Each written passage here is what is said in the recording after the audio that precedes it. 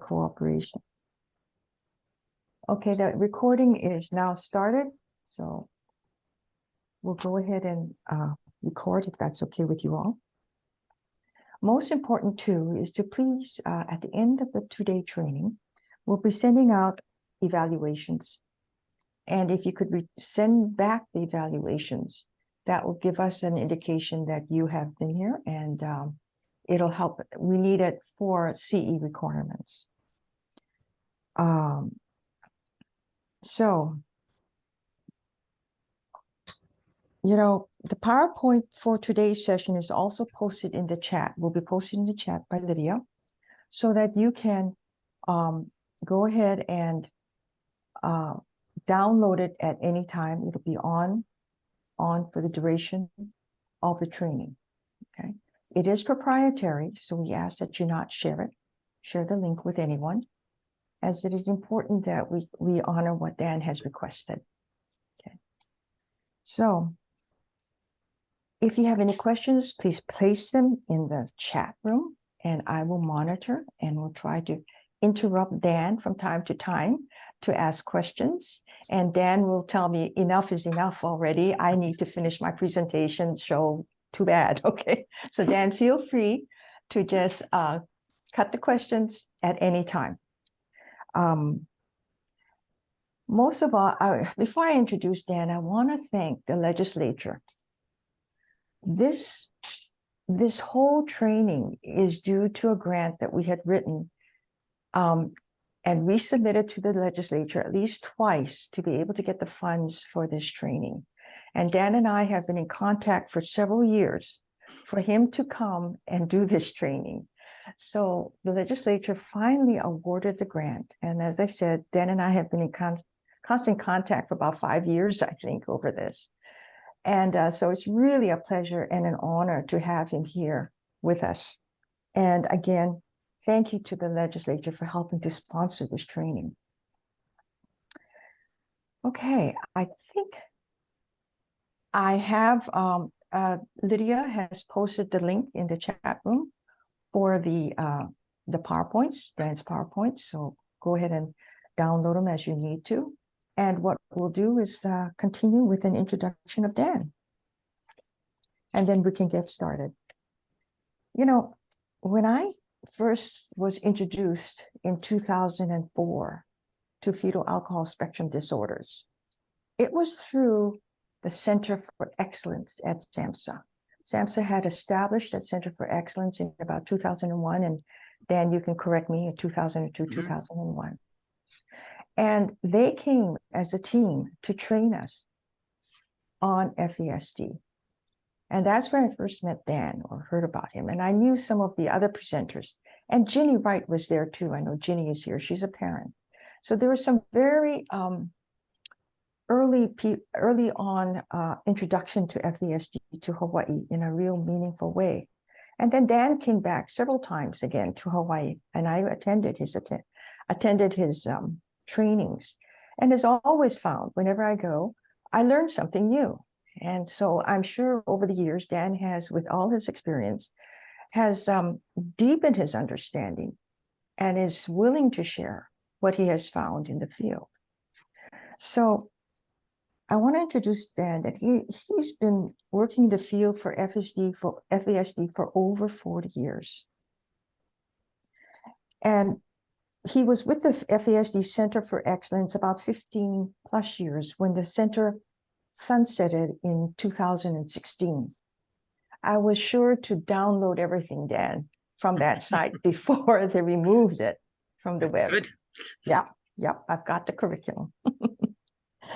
He is currently an independent consultant training Michigan State Child and Adolescent Department of Health. That's where I learned about his work being expanded. And he is in 6 to 7 counties and 2 counties in Pennsylvania, talking about screening and assessments and helping to bring up their capacity to, to treat and assess people with FASD. He is a passionate about his work and wants to bring FASD informed practices everywhere. He also has trained providers in the state of Texas, and I've been learning about his research there. So I want to welcome Dan to this forum. And again, this has been a long time coming, and we're just excited to have him. And I welcome you wholeheartedly, Dan. Much aloha to you, and thank you. Mahalo, Anne. And thank you all for being here. Before we get started, I think Destin is going to post a poll. There are 5 questions. And just, answer them with whatever you think is correct at this point. You're not getting scored on them, but just so we can get an idea of what people's knowledge is when we start and then what people's knowledge is when we end. Okay, and you have to scroll down because as you see, there are 5 questions, and just hit true or false for each of them.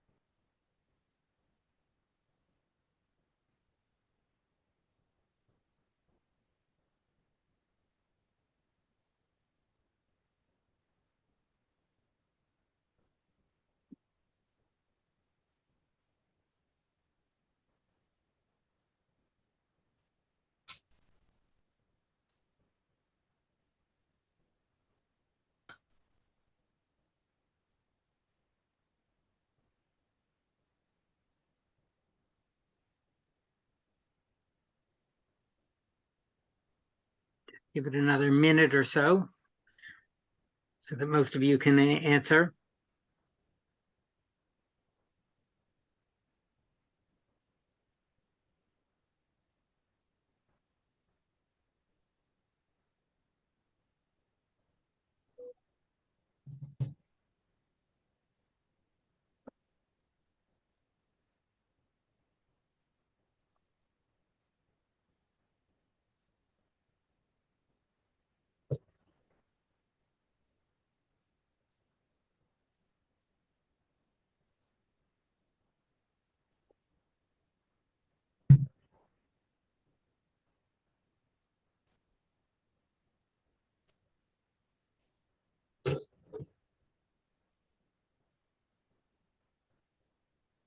Okay, we have about 90% of people answered. Okay. Just hit pause here for a moment. I'm sorry, we're having technical difficulties. Our account goes up to allow 500 participants. It stopped at 100. Dustin, can you return host to me in case that's the issue? And I'm on the phone with Zoom right now. Thank you. Sorry for the technical difficulty. Okay, so thank you for doing that. And we will talk about all those questions throughout the training. And as Anne said, I want to really stress at any point, if you have any questions, any comments, something you want more information about, please put it in the chat box, and Anne will interrupt me and we'll talk about it. Because if we were in person, we would be able to do that much easier. But, we have Zoom, so we do the best we can.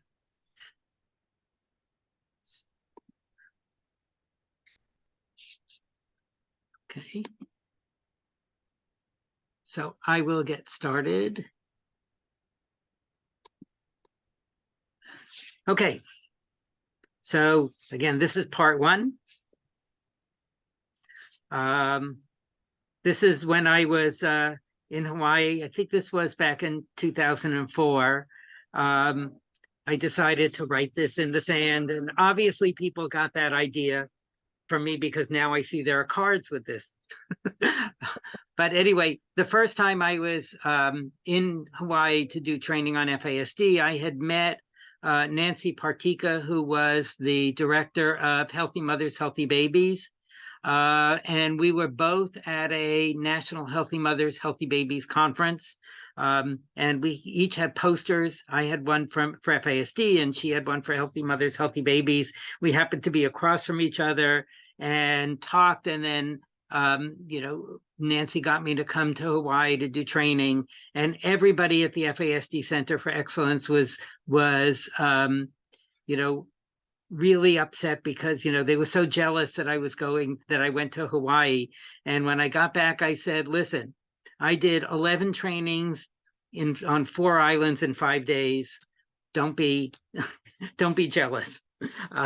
Nancy did not give me a minute to breathe. But it was a great introduction to working with Hawaii, because we know, for example, that in the last number of years, Hawaii at one point was, I believe, number 2 or 3 in alcohol addiction per capita in the country. And so it's just so important to recognize FASD. And that's been my goal. So on the handout, if you download it, you have my contact information, so that if something comes up after the training that I can be helpful with, please feel free to contact me. If you contact me by email, note that the S and the K in my email address are the reverse of the S and the K in my name. So if you try to send me an email with my name spelled correctly, I won't get it. But please feel free, and this is my cell phone number. And I'm always happy to speak with people. Just keep in mind that I live on the East Coast. I live in Philadelphia, Pennsylvania. So until we go back to standard time, we're 6 hours ahead of you. So if you want to call at 10 o'clock at night, just know that that's 4 in the morning for me. But as I said, feel free to email me. If I don't respond, email me again. If I still don't respond, then call me. Happy to talk with anybody and help in any way I can. This is the reason I got involved in FASD. And it's been about 40 years ago. This is my son, Bill. And I really like to share a photo of Bill for 2 reasons. The first is that he's been my mentor in understanding FASD, understanding what it's like to live with this, understanding how not to parent somebody with an FASD. I did that really well, how not to parent. But when he was 7 years old, I brought him to a neurologist to try to find out why he was having some of the problems he was having. He didn't do well in school. And one of the things that I see in our education system often is that kids need to fail at something in order to get what they need. So when he was ready for 1st grade, I said, he really needs a small class. And they said, well, we'll put him in a regular class. If he doesn't do well, then we'll talk about a different class for him. Of course, he didn't do well in a class with 30 kids. So he was put in a small special education class. And of course, what I know now, which I didn't then, is that the worst class for a kid with an FASD is a small special education class with acting out kids. And the reason for that is that individuals with an FASD tend to learn best by modeling the behavior of those around them, not by being told what to do, not by being shown what to do, not by being consequenced for not doing something, but by modeling. So put him in a class with acting out kids, he'd model the behavior of the other kids in the class and got into trouble. He didn't get along with the other kids in the neighborhood. And the clincher for me was that he wasn't responding to my amazing parenting techniques. And I figured there's got to be something wrong with him. It couldn't possibly be me. So the neurologist did a cursory neurological exam, and she said, does he drink? And I said, no, I don't think so. I hope not. He's only 7. Why would you ask me if he drinks? And she said, well, his reflexes are uneven. And usually that's indicative of drug or alcohol use in an individual or in their parents. And that was 1982. There was very little I could find out about this. For the next 7 years, we really struggled. He started gathering diagnoses like attention deficit hyperactivity disorder, oppositional defiant disorder, reactive attachment disorder. None of those treatments seemed to be effective, so he was labeled as being non-compliant, uncooperative, resistant, manipulative, and unmotivated. And then when he was about 15 years old, and we really struggled for those 7 years because, again, the professionals, mental health professionals, and by the way, I'm a mental health clinician by trade. I worked in residential treatment centers as direct care staff and also as a therapist in residential treatment. I've worked in outpatient services. I've worked in a psych unit and community-based hospitals. I've done other work like medical social work as well. So my background is as a mental health clinician.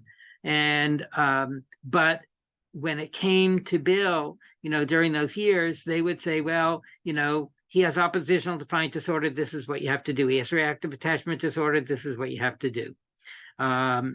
So when he was about 15 years old, an aunt of mine called me up one day and she said, I just read this book and I think you should read it. It's called The Broken Cord. And The Broken Cord was a book that was written by Michael Doris, who was a professor in New England, adopted a child from the Midwest, brought his son home, had lots of trouble raising his son, couldn't figure out why his son had all the difficulties he had, went back to the community from which he adopted his son, and saw a number of other kids who looked like his son's brothers and sisters, but they weren't genetically related. And he began to learn about fetal alcohol syndrome because there were a number of people in that community who were identified with fetal alcohol syndrome. It was the first popular book on FAS. Lots of people have read that book over the years and said it is so depressing because Michael only talked about all the problems he had with his son. He didn't talk about any of the joys.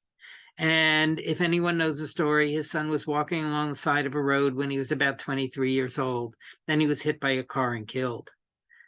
I read the book and it was incredibly validating because everything I read in that book, everything he described, I said, this is Bill. This sounds just like Bill. So Bill at that point was about 15 years old. It took another 4 years to get a diagnosis for him. So he was diagnosed with fetal alcohol syndrome when he was 19 years old. That meant 19 years of failing in every system of care. And even after he got his diagnosis, and I would do in-services for every program he was involved in, and they would say, well, maybe this person is affected, maybe that, but not Bill. He's too bright. He knows what he needs to do. He's just non-compliant, uncooperative, resistant, manipulative, and unmotivated. Those are words I know you never use in Hawaii, but we use them in the other 49 states for sure.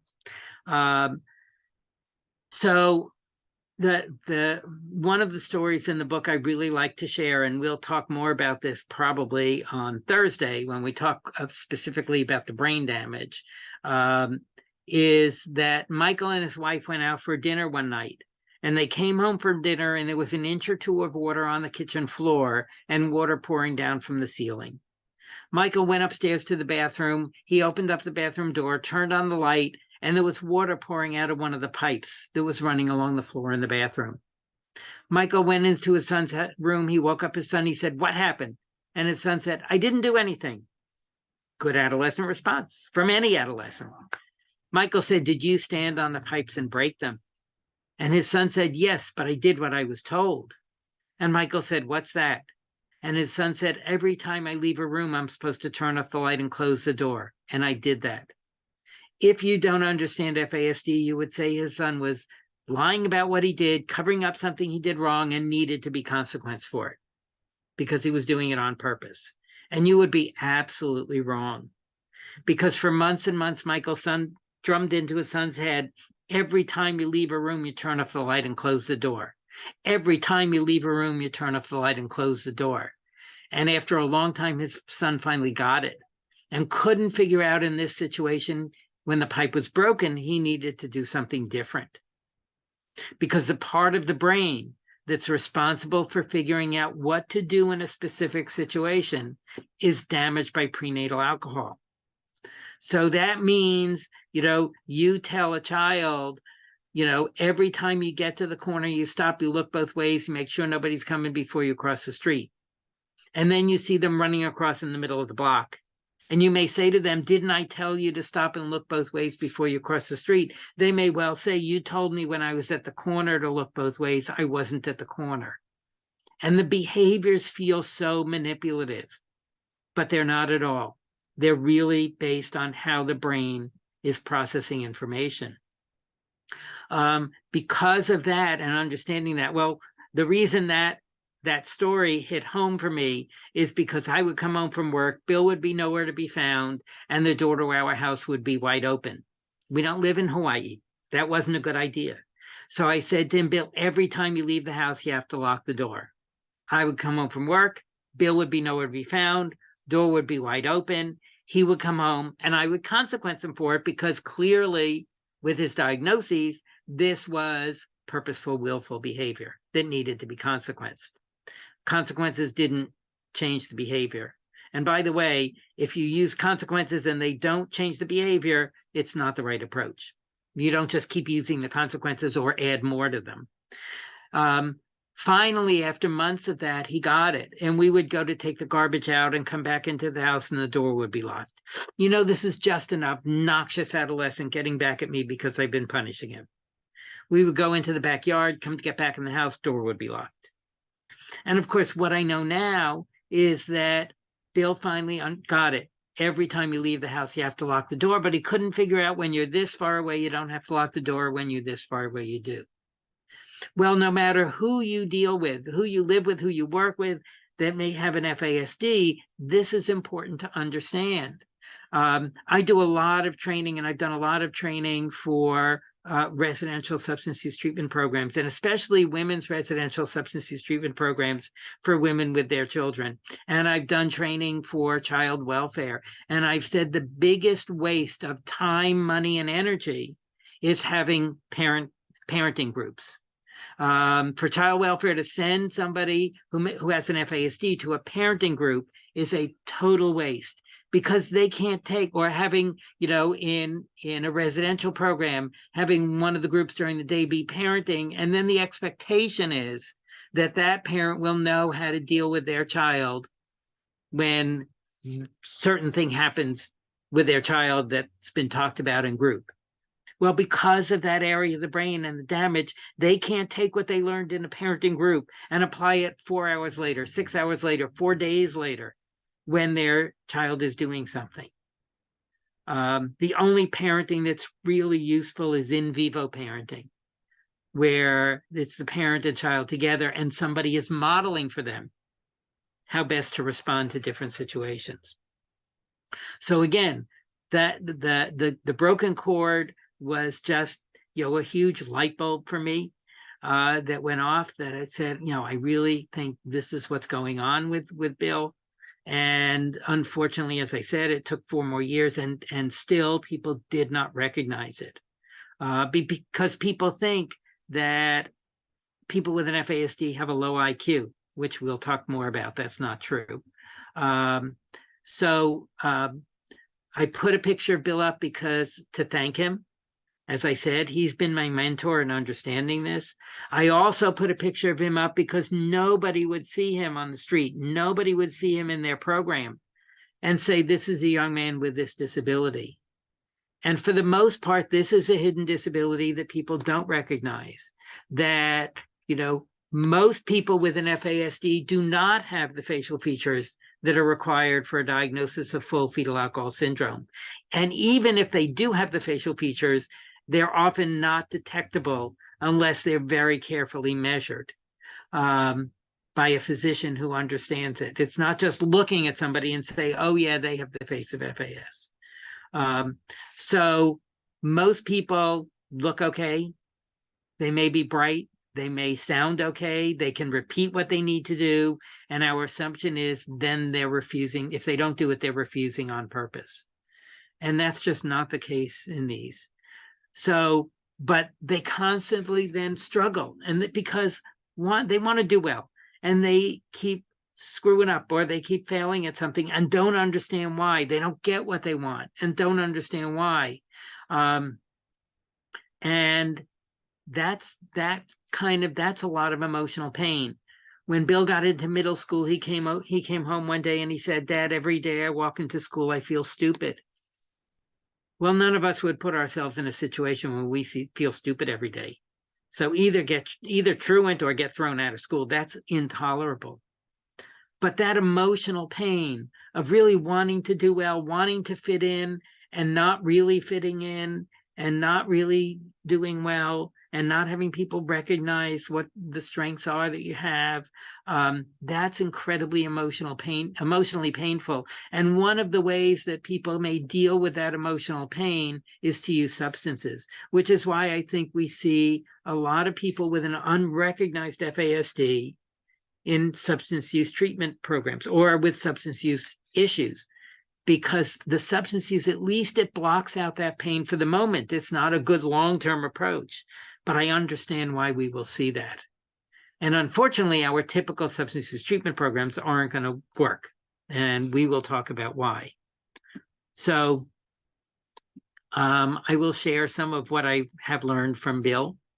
And I am absolutely from the do as I say, not as I did school of thought. So I try to share all the things that I did wrong, especially before I understood what was going on with him. So this is what we're going to cover today and Thursday. So again, this is just, many of you know this information, so it may just be a review. I always find it's always nice to hear something more than once. Sometimes, as Ann said, every time I hear somebody talk about FASD, I learn something also.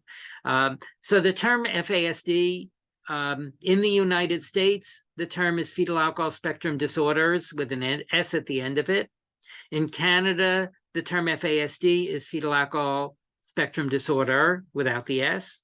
The reason the US has the S at the end is because the Centers for Disease Control, when this term was developed back in about 2000, maybe 2002, 2003, they wanted to be sure that this was not a diagnostic term. Now in Canada, FASD is now a diagnostic term, but sometimes the CDC uses the term FASDs. But FASD in the US is fetal alcohol spectrum disorders. So it is to convey the idea that it is a spectrum of disorders. So there's a wide range of intellectual capabilities that may go from an IQ, they've identified people with an IQ under 30, which is severely impaired, to an IQ over 140, which is genius level. So again, early on, people thought that everybody with FASD had a low IQ. Some of the studies have shown that maybe 9% of those with an FASD have an IQ under 70, and 91% may have an IQ over 70. And again, may have an IQ over 120 or 130. So you're dealing with, and maybe very verbal. And again, so you're dealing with somebody who can talk a good game, who is bright, but yet still can't follow 3 directions at once, and still can't appropriately act in certain situations. So not everybody with an FASD has the same disabilities to the same degree. But there's also, it's not a specific dose response connection where this much alcohol exposure at this time during pregnancy will cause this result for everybody. And that's an issue. So there's no way, 10 years or 50, no, probably more than like 20 years ago now, people in the field would say, well, 4 drinks a day is okay, 5 drinks a day is not. Nobody would say that now, because there is no way to predict how much alcohol will cause how much damage in any individual. So somebody may say, well, I drank during my pregnancy and my child is fine.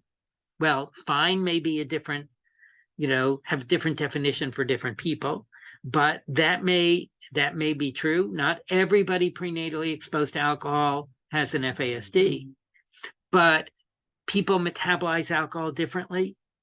One of the problems with alcohol is it gets metabolized to an active substance called acetaldehyde. And the more active substance there is in the body, that's what causes the effect. Once something's metabolized, it doesn't cause an effect anymore. So if it stays around longer, it causes more of an effect. So if somebody is a rapid metabolizer of alcohol and it gets out of the system quicker, then it may not have as much of an effect on an offspring. But if somebody's a slow metabolizer, the same amount of alcohol might have a severe effect because it stays in the system longer. So there are a number of reasons, a number of causes for different responses to alcohol in different individuals. The other thing is we talk a lot, and I talk a lot about FASD being a brain-based disorder, which it is because behaviorally we often look at the brain issues in FASD and understanding the brain issues. But really what's being talked about more and more now is that it really is a full body disorder. And it's a lifelong disorder. Now, that doesn't mean that people with an FASD cannot grow and improve and change. Absolutely they can. With the right supports, they can do incredibly well. But it is something that they live with for their life. So there's a group of adults with FASD who have done 2 international surveys. The first survey was done, which was a health survey, which was asking people, older adolescents and adults around the world, about their health issues and also about their childhood experiences. So they did a modified ACEs for them, adverse childhood experiences scale for them, and asked about their health issues. And that was published in a social work book that was edited by Routledge, and the citation for that is at the end of the handout, if you're interested. So these were, and they got over 400 responses to this survey. So these are, and then the second one was really focused on overall experiences of individuals with an FASD around the world. And the second one is called The Lay of the Land, Life as We Live It. And I'm going to talk a little bit about these surveys. So this is from the health survey. And again, Miles Himmerreich and C.J. Lutke and Emily Hargrove were the 3 that put this together.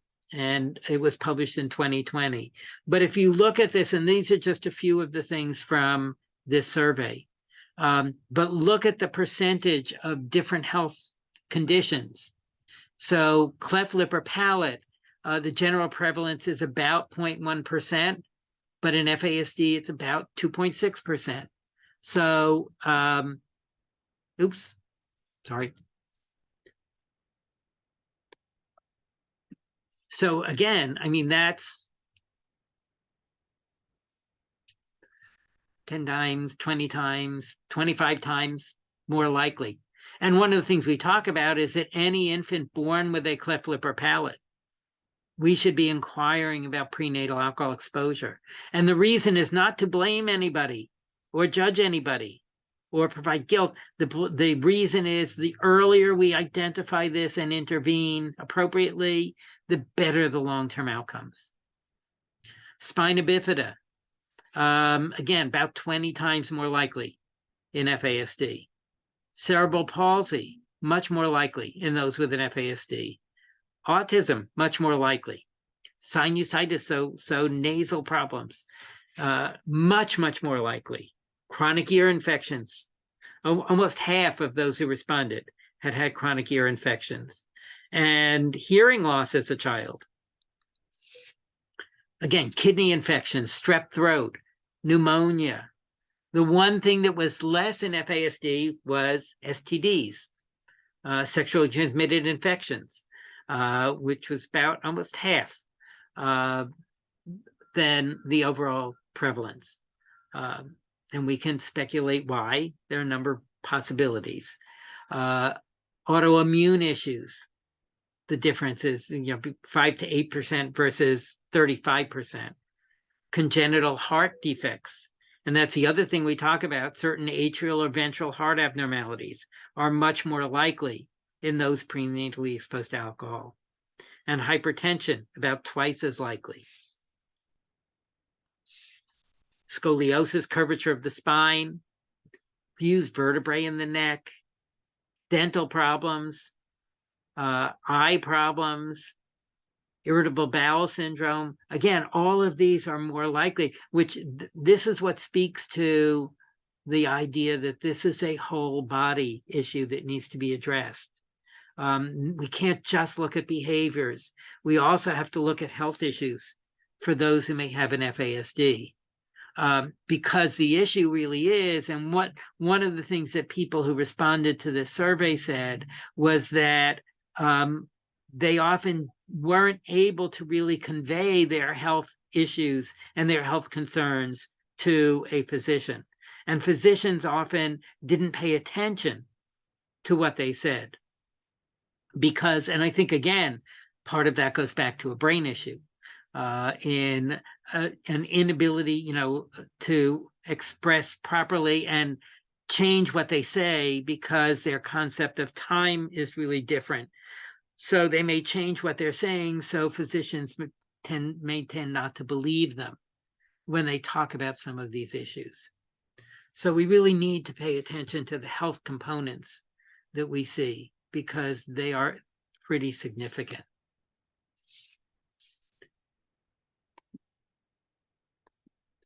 So the behavior we see in FASD appears to be very willful and purposeful, but our typical approaches don't work. One of the questions in the poll was about reward and consequence systems, and I will talk about that some today and some on Thursday, but the key is really reward and consequence systems tend not to work with individuals with an FASD. And I'll talk about why, and I'll talk about what to do differently.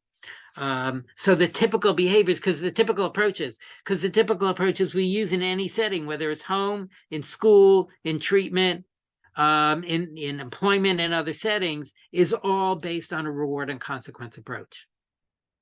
Where you experience the consequences, you will not do that again. You learn by experiencing the consequences. Now,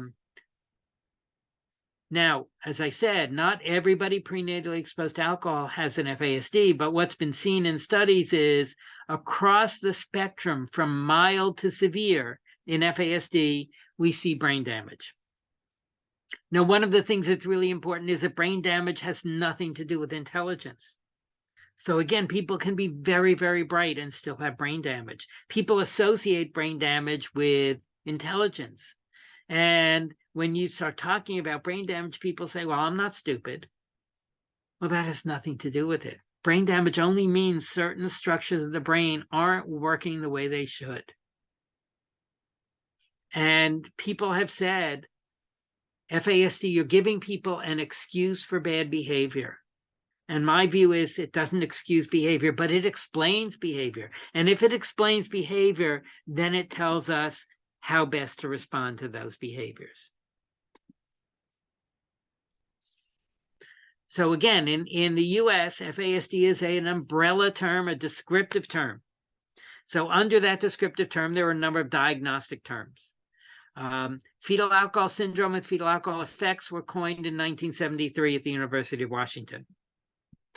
So I have people my age, I happen to be old, who will say, well, my mother drank during her pregnancy with me. Nobody talked about effects of alcohol back then, and I'm fine.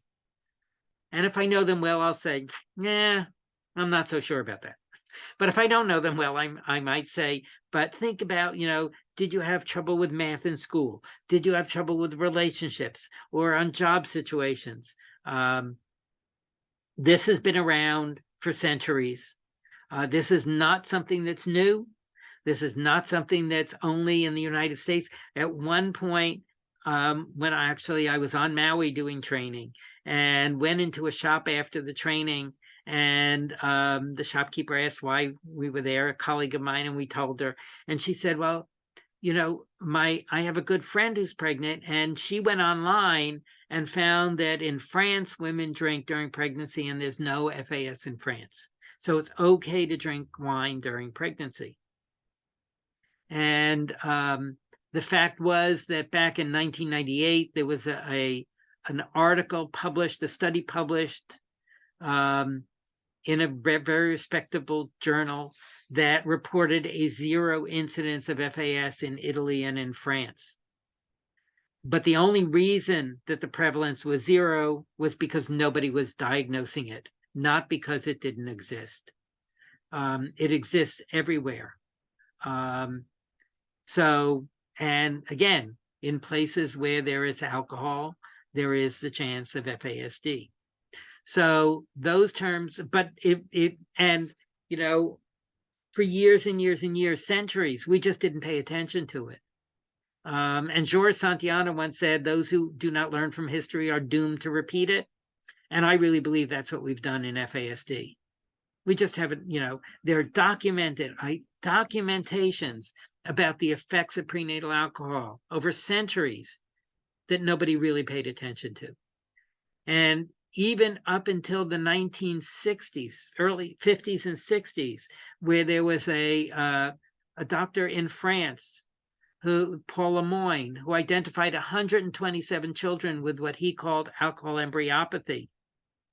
And that was published in the journal Lancet, but still didn't really catch on until in 1973 at the University of Washington, they coined the terms fetal alcohol syndrome for the full syndrome, where you need certain facial features, growth deficits below the 10th percentile in height and or weight in the first year of life, certain central nervous system abnormalities, either structural, neurological, or functional abnormalities, and either confirmed or unknown prenatal alcohol exposure.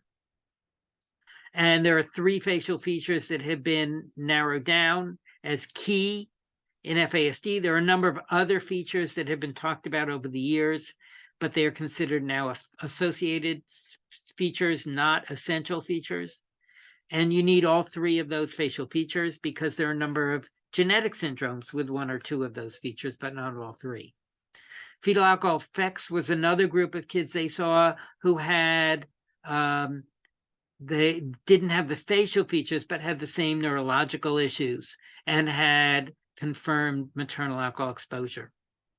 And then the Institute of Medicine in 1996 published a volume on fetal alcohol syndrome, and they coined the term partial fetal alcohol syndrome, or PFAS, for those who have some but not all the features. So they have the facial features, but they don't tend to have the growth deficits. And we haven't updated our growth charts in decades. So as in some cultures, the average length and weight of an infant may be much larger than in the overall white population that the growth charts were developed for and with, so that an infant in that culture may be, may be small for that culture, but may also be above the norm for the growth charts. And they have the neurological issues, and they have the maternal alcohol exposure. Alcohol-related neurodevelopmental disorder, or ARND, is really the vast majority of those with an FASD. Those who don't have the facial features that we can identify, and they're still doing research looking at over 300 facial features to see if there are other subtle facial features that people miss.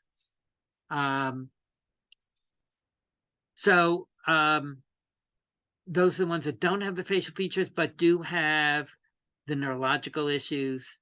And that's the majority of those with an FASD. And then they also coined the term alcohol-related birth defects, or ARBD, for those who have physical defects like scoliosis, or like the heart abnormalities, or cleft lip or palate, or being born with a seizure disorder, but don't have the other parts of the diagnosis. And it's very, very rare, if ever, to see somebody who has those, but none of the neurological issues. And then up until the latest Diagnostic and Statistical Manual of Mental Disorders came out, the DSM, which is the psychiatry's Bible for diagnosis, there was nothing in the DSM about the effects of prenatal exposure. And there are lots of people who said, I don't want it in the DSM because then people will see it as a mental illness. But my view was, if it's not in the DSM, psychiatry doesn't pay any attention to it. And there are mental health aspects of living with FASD that we need to address, and we need to address those understanding the FASD. And when the DSM-4 came out, which was in 1996, I wrote a letter to the American Psychiatric Association, which publishes it, asking why this was not in the DSM. And I expected a letter back saying the reason it wasn't in the DSM was because, there's nothing we could identify in FAS that we didn't see in 30 other disorders, or it's too subjective. By the way, everything in the DSM is subjective. But the letter I got back from the American Psychiatric Association was the reason it was not in the DSM-4 was because it never came up. So there was a group that worked really hard with the American Psychiatric Association when they were developing the DSM-5 to get something in there. And there are actually two terms now in there. This one, neurodevelopmental disorder associated with prenatal alcohol exposure. They've redesigned the Diagnostic and Statistical Manual of Mental Disorders. The first group of disorders are neurodevelopmental disorders. So we have autism spectrum disorder there. We have ADHD there. We have Rett's disorder. We have a number of other disorders because they are neurodevelopmental disorders. And then one of them is other specified neurodevelopmental disorder. And the example they give in the DSM-5 for other specified neurodevelopmental disorders is neurodevelopmental disorder associated with prenatal alcohol exposure. And it has a DSM billing code, and it has an International Classification of Diseases billing code. There is another term that is in the area of the DSM of syndromes for further study, called neurobehavioral disorder associated with prenatal alcohol exposure. And people are talking about that as NDPAE. And there's a lot being written about that. There are a lot of articles and diagnostic criteria for NDPAE, but the problem is it does not have any billable codes. And if it doesn't have billable codes, then we're not going to get mental health people to pay much attention to it, and we're not going to get insurers to cover mental health treatment for somebody with an FASD. So luckily we have this one, which has the billable codes.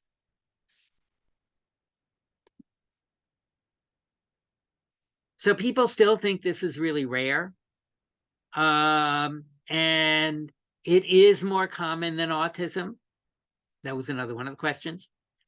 It's more common than any other birth defects that we had, that we know the reason for, the cause of.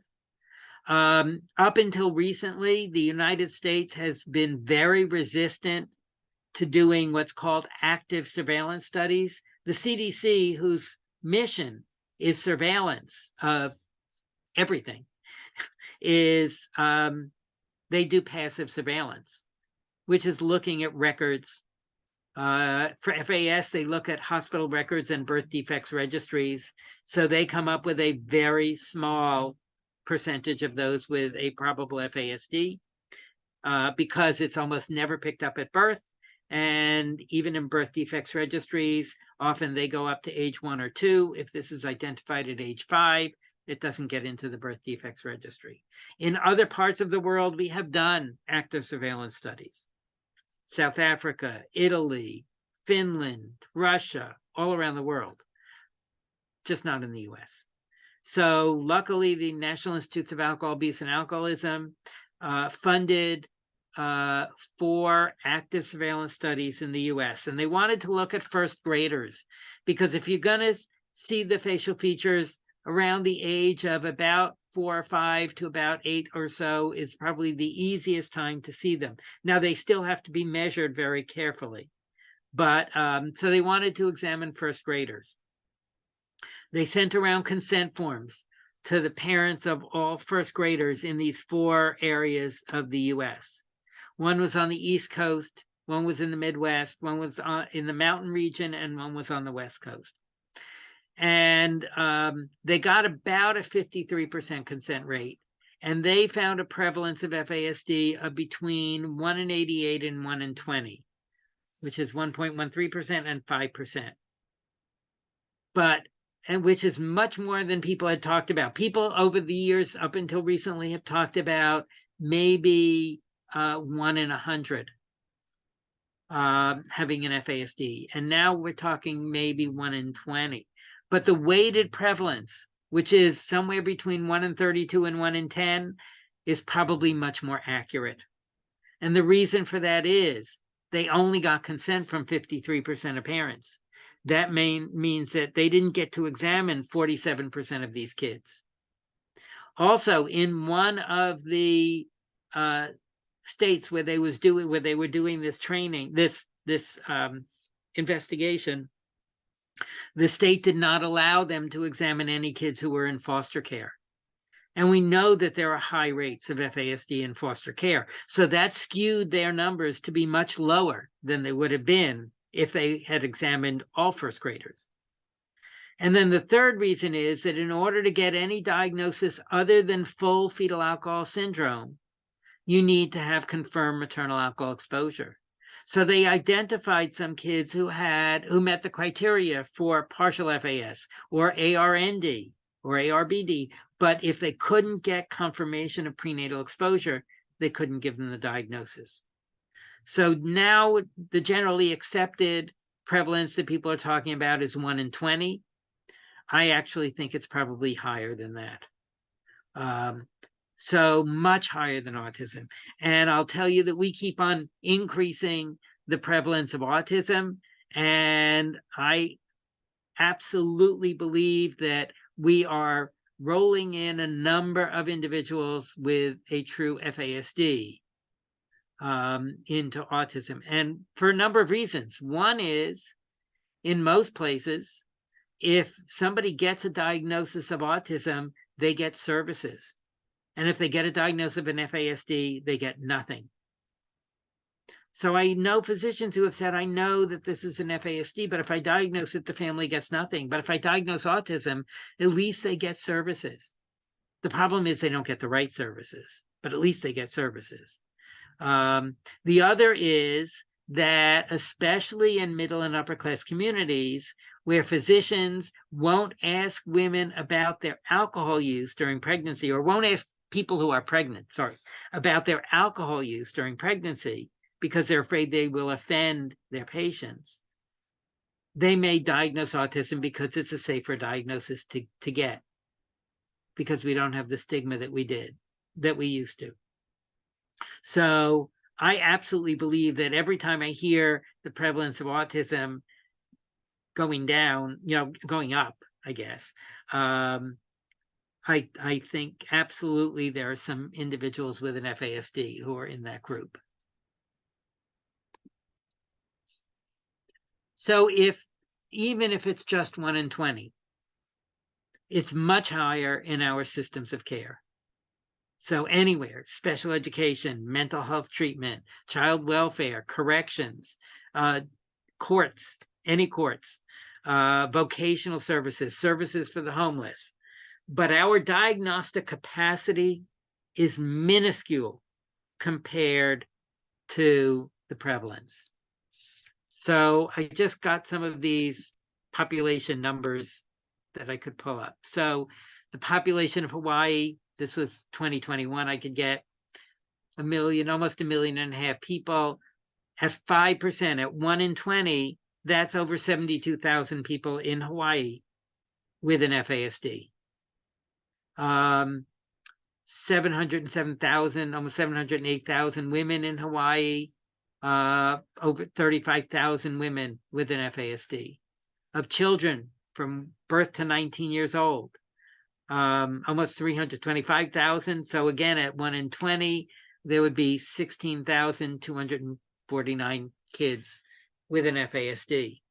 And if you look at the number of births in Hawaii, this was 2020, almost 16,000. So again, at 5%, that's 789 children born that year, just that year, with an FASD. So if you look at the fact that there may be over 72,000 people in Hawaii with an FASD, I don't know how many people in Hawaii have a diagnosis, but my guess is that it's probably less than 10%, certainly. So the majority are not going to be correctly identified. And often they're incorrectly identified. And I'll talk more about that.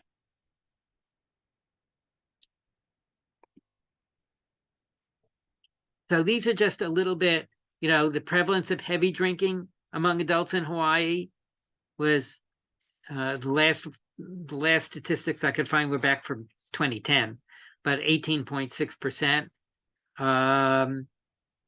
And according to American Addiction Center study from 2020 to 2021, Hawaii increased its alcohol consumption by 23%.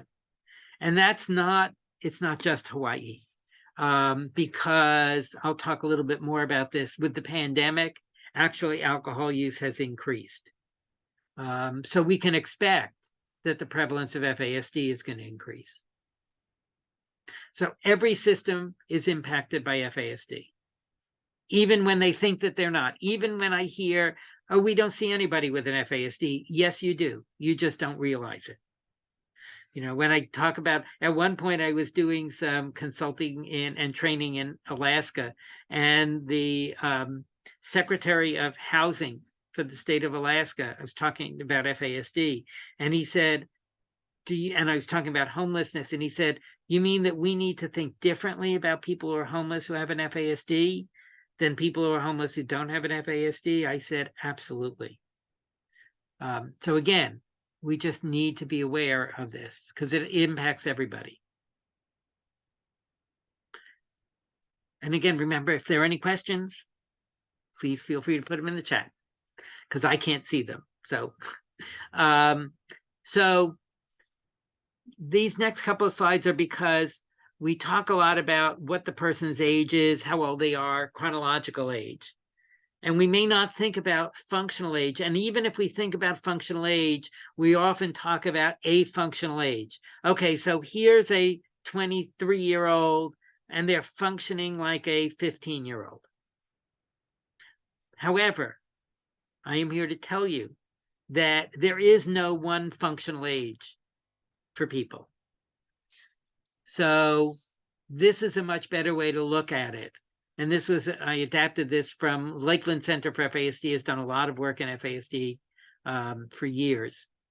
And they adapted it from Ann Streiskuth and Sterling Claren from the University of Washington, who were the, Ann was the grandmother of FASD. So here's, let's say, an 18-year-old with an FASD whose expressive language may really be at a 20-year-old level. They may, again, they can talk a good game. They can talk the talk, but their receptive language may be at an 8-year-old level. And I'm going to talk much more about receptive language because that is so important in dealing with dealing with people, whether as a parent or as a professional. So just because they can talk a good game, they can repeat what they need to do, we assume that they can then go ahead and do it if they want to. But we give people multiple directions. We talk their ear off. We have individual talk therapy and we have AA and they're just lost because their receptive language is so impaired. However, if you ask them, do you understand what we talked about? Yep. Do you have any questions? Nope. Their reading ability may be at a 16-year-old level for this 18-year-old with FASD, but their comprehension may be at a 6-year-old level. So they can often read because they read very phonetically and sound out words phonetically, but they don't understand what they're reading. They can't comprehend what they're reading. And that's a huge issue. Their concept of money and time may be at an 8-year-old level. Their physical maturity may be consistent with their chronological age. It may not be. It may be, some of them are physically immature for their age. Some of them are over mature for their age. But let's say their physical maturity may be at an 18-year-old level, but their emotional maturity may be at a 6-year-old level. Social skills may be at a 7-year-old level. And daily living skills may be at 11-year-old level. So we can't just say how is this person functioning, but how is this person functioning in this area? And then how do we take that information and use it in a positive way to help them reach their best potential? So, for example, if we understand their receptive language, and especially verbal receptive language is so impaired, then we need to use more senses, more visuals. We need to break things down. We need to do a lot of repetition. There are ways that we can do that, recognizing, where are they functioning in this area. And then, Dan, yeah, may I interrupt for a minute, please? sure. I have a question going back to diagnosis, and it says here the question is about the men's sperm. About what? I'm sorry. Sperm. Oh, yeah. Okay. Yeah. Is there any evidence that the father's sperm plays a part in FASD, or is it strictly based on the mother? Okay, great question. And I think I probably have it in here somewhere, but but that's okay. I will answer that. The answer is, at this point, the definition of FASD is that it's caused by the direct effects of alcohol on the developing fetus. So it's the alcohol that crosses the blood-brain and placental barrier, gets into the developing fetus, that causes an FASD. With that definition, the male's drinking before conception would not cause an FASD if the person who's pregnant does not consume alcohol during their entire pregnancy. Now, that doesn't mean that men are off the hook, that this is a woman's issue. It's not. It's everybody's issue. And there are some studies that are showing that if men, and a lot of these are animal studies because those are the ones that are the most valuable for us. We will never do studies on human beings around FASD, where we give people different amounts of alcohol during pregnancy and see what the results are. Or give men right before conception or before conception alcohol and see what the results are. But we have our animal studies, which are invaluable, especially mouse and rat studies, because we are much more like mice and rats than we would like to believe. Our systems are very, very close. So what's been seen is that when the male consumes alcohol before conception, that can cause fetal malformation. And it's not just alcohol right before conception, which is what I used to think, because the sperm don't really live very long. It's got to be alcohol exposure right before conception. But now they're finding that even alcohol exposure, like maybe weeks before conception, can cause some malformations. Now, alcohol is a teratogen. A teratogen is a substance that can cause fetal malformation.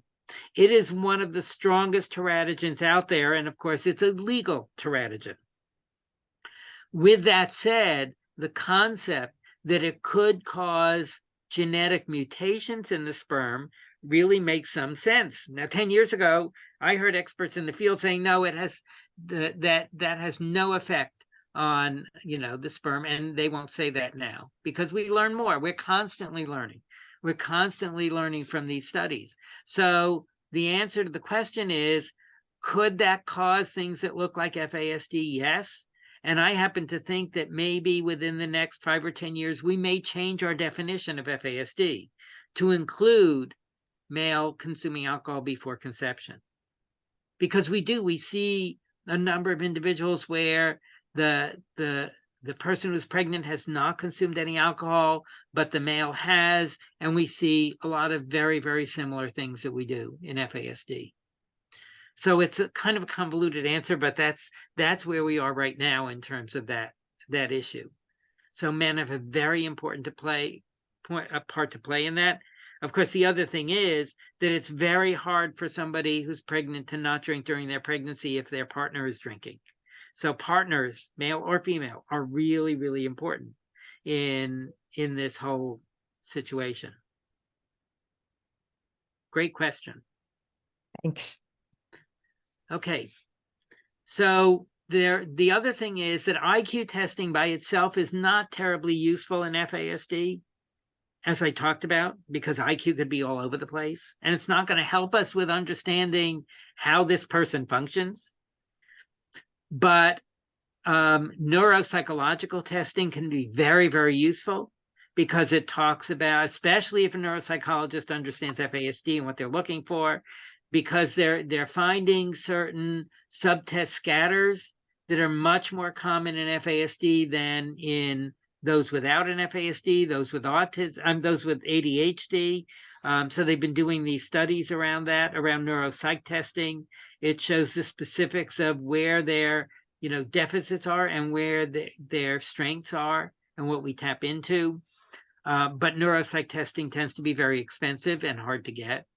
But the other thing is that adaptive functioning testing can be really, really useful, because it gets to what I just talked about in terms of functional age. So there are a number of adaptive functioning scales out there. The Vineland Adaptive Functioning Scale has been around probably the longest, but there are many others. This is a study that was done by Anne Streiskuth and Robin Ledoux years ago, but it really is a classic kind of study to show us. So the Vineland looks at communication, verbal and written communication abilities, socialization abilities, and daily living abilities. So this was a group of 17-year-olds with an FASD. And in terms of communication, their age equivalent in the Vineland was less than half of their chronological age. Now, that doesn't mean we treat them like an 8-year-old, but we recognize that their ability to communicate written and verbally is well below their chronological age. And think about how sometimes in treatment programs, we want people to write in a journal, keep a journal. And in schools, we want kids to write in their notebook. I went to an IEP meeting for a youngster where it was the English teacher, and this youngster was failing in English because the class had to read books and then write a couple of paragraphs about the book and what happened in the book in their notebook. And he loved to read, and he read all the books, and he could not get it written in his notebook. And at the IEP at the meeting, I said to the English teacher, I said, can he dictate it to his father and have his father write it down? No. Can he type it onto the computer or talk into the computer with a voice activated program and have the computer type it out? No, he has to write it in his notebook. Set him up to fail. Again, we set people up in treatment to fail, that they have to write in their journal. If they don't write in their journal, then they don't get a certain privilege or a pass or whatever it is. When Bill had neuropsych testing done when he was 12 years old, the one thing that stuck with me all the years later was the neuropsychologist saying, don't ever expect him to do expository writing. Don't expect him to write something down. He can't do it. He also had visual perceptual issues, so he couldn't even copy from one thing to another. But that's really important. But getting schools to pay attention to that was a whole different story. So again, if we recognize, okay, their age equivalent is more like an 8-year-old level, then what do we do with 8-year-olds around communication? And how do we do that respecting the fact that this is a 17-year-old? Their socialization was the worst, at less than 7 years, more than 10 years under their chronological age, because socialization is the most abstract thing. Reading social cues, reading nonverbal cues and body language is really, really tough. Knowing how to respond in different situations, really, really tough. Knowing what to do when there are a group of kids talking with each other or playing a game and you want to be involved, you walk right into the middle of it. Again, difficult. Daily living was the best. It was still 8 years under their chronological age. But with a lot of consistency and repetition, it's much more repetitive. So learning some of those daily living skills is a little bit better. So again, asking for adaptive functioning testing to be done can be really much more useful than just regular straight IQ testing. So think about that people with an FASD and also their families, they're often constantly anxious because they don't know what's going to happen next and what they're going to have to deal with. They're frequently frustrated because things aren't going the way they want them to. They get very depressed because they keep failing. I mean, the person with an FASD keeps trying and keeps failing, get very depressed, so then they isolate themselves. And the same is true for families.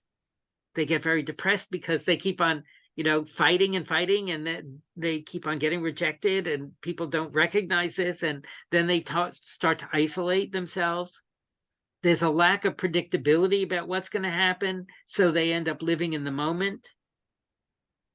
Both the individual with an FASD and families of those with an FASD experience ongoing loss and grief. And that's something that we don't tend to deal with very much at all. We don't talk about. Anytime a milestone is met by others and not by them, that's another loss. They don't feel in control. They don't understand the world, and they have difficulties in everyday life. And the reason I put this up is that that's overwhelming for anyone to live with. And recognizing the struggles that those with an FASD have, even when they've been identified, but let alone when they haven't been accurately identified, and giving them credit for what they have been able to do is so, so important. So I added these slides, the ones with the blue background here. It's just after I did the handout, I added some slides. Okay. Dan, I have yeah. one comment here, and maybe Sure. you can address it. Someone has written, I remember at one of your annual trainings at the Maui Economic Opportunity, you talked about working with people with FASD and that there were FASD groups. Do you know of any, or could you put that as resource perhaps later on? Yeah, we can talk about that. Actually, there's a group for, depending on ages, but I know that there's a group for, I think it's maybe older adolescents, young adults with FASD, that's run by Proof Alliance, which used to be the Minnesota Organization on FAS. It's now proofalliance.org. They're based in Minnesota, but it's a virtual group. And I also think they have a parent group. So I think that with a lot of, and especially during the pandemic, a lot of Zoom things, there's more opportunity for that. And we can talk more about that and look at that more. Okay. Okay, thanks for that question, or that comment. So people fail in treatment. For those who are in treatment, they often, quote, fail. Because they don't follow through with their treatment plans. They don't take their medication as prescribed. They don't follow up on what they need to do. People whose kids are taken away from them and placed in foster care, they don't call when they're supposed to. They don't show up for appointments when they're supposed to. People in the correction system don't check in with their probation officer when they're supposed to. They don't go, if they have a substance use issue, they don't go to the meetings that they're supposed to go, or the number of meetings they're supposed to go to. They start using again. They get in trouble with the law. Parents of youngsters don't follow through with what they need to do and the plans. But some of the reasons for those things are that they can't keep track of, there are 4 agencies dealing with them, and each one has their own plans, and each one has their own goals and their steps, and what plan am I supposed to be working on, and what step and what goal, and it gets overwhelming for them. They can't do more than one thing at a time. And again, we're going to talk about that's a brain issue, not a behavior issue. So when you've given them 3 instructions and they haven't done it, in these cases that I'm talking about, that's not a behavior issue that needs to be consequenced. That's a brain issue. They can't remember what they're supposed to do when. And even if you ask them when they're supposed to do something, they can do that, but they can't pull it out when they need it. So Bill at one point was in a day treatment program. And he came to me one day, he said, Dad, my psychiatrist doesn't want to talk to me. I haven't seen him in a long time. And I contacted the psychiatrist. I saw him and I said, you know, Bill said that you don't want to see him. And he said, no, Bill's not motivated for treatment. He's missed all of his appointments for the last 5 weeks. And, you know, I've seen him in the morning at the program sometimes. And I'll say, Bill, don't forget you have an appointment today at 2 o'clock. And he said, I know I have an appointment at 2 o'clock. And then he doesn't show up. Obviously, he's not motivated. And I said to him, no, if anyone asks him when his appointment is, he'll say 2 o'clock. But at 1:55, he can't pull out, oh, it's time for my appointment. I better go. So the next time he had an appointment, I drummed into his head like 400 times. Don't forget you have an appointment tomorrow at 2 o'clock. Don't forget you have an appointment at 2 o'clock. Called him up during program. Don't forget you have an appointment at 2 o'clock. So he showed up on time. And the psychiatrist's response was, you see, he can come when he wants to. So when he doesn't show up for an appointment, it's because he's not motivated. That is so common in FASD. One day they get it, and then we think they can get it every day if they want to. So again, just asking them, when are you supposed to do something? They could repeat it. It doesn't mean that they can do it when the time comes to do it. And they may not be comfortable in sharing things with others or in talking with others or in making calls that they need to do. But they're going to say they know what they need to do, and we think they know what they need to do. Now, I've worked, and I think I have this somewhere, but I've worked with many individuals, kids, adolescents, and adults. I've worked with all ages and the elderly, but especially adolescents have told me over and over again, it's better to be seen as bad than to be seen as stupid. And it's better to be seen as bad than to be seen as crazy. And those are the words that they use. And they're absolutely right. If you're sitting in group and you don't understand what's going on in group, start talking, act out, you know, interrupt people, and often you'll get thrown out of group. And nobody will know that you're not following what's going on. Better to be seen as bad than to be seen as stupid. So they will set it up so they're not going to say, I don't understand. At one point, Bill was in middle school. I went to all of his teachers and I said, can I get a copy of every textbook that you're working on so that I can keep that at home? Because there is no way that he can get things back and forth between home and school. And most teachers were fine with that. One teacher said, I don't use textbooks. I said, what do you do? This was a social studies teacher. She said, I write notes on the board and they have to copy them. And I write their homework, their assignments on the board, and they have to copy them. And I said, he can't do that. He has visual perceptual difficulties on top of everything else. So he can't do that. And I said, now this was before email and cell phones. So I said, could you like Xerox them and, you know, I'll come and pick them up. No. If he really can't do it himself, he can ask another kid in the class to do it for him. What 13-year-old is going to ask another 13-year-old and say, I can't do this, will you do it for me? None. So the question is not to, you may ask them, but don't stop there ever, or do you understand and do you have any questions?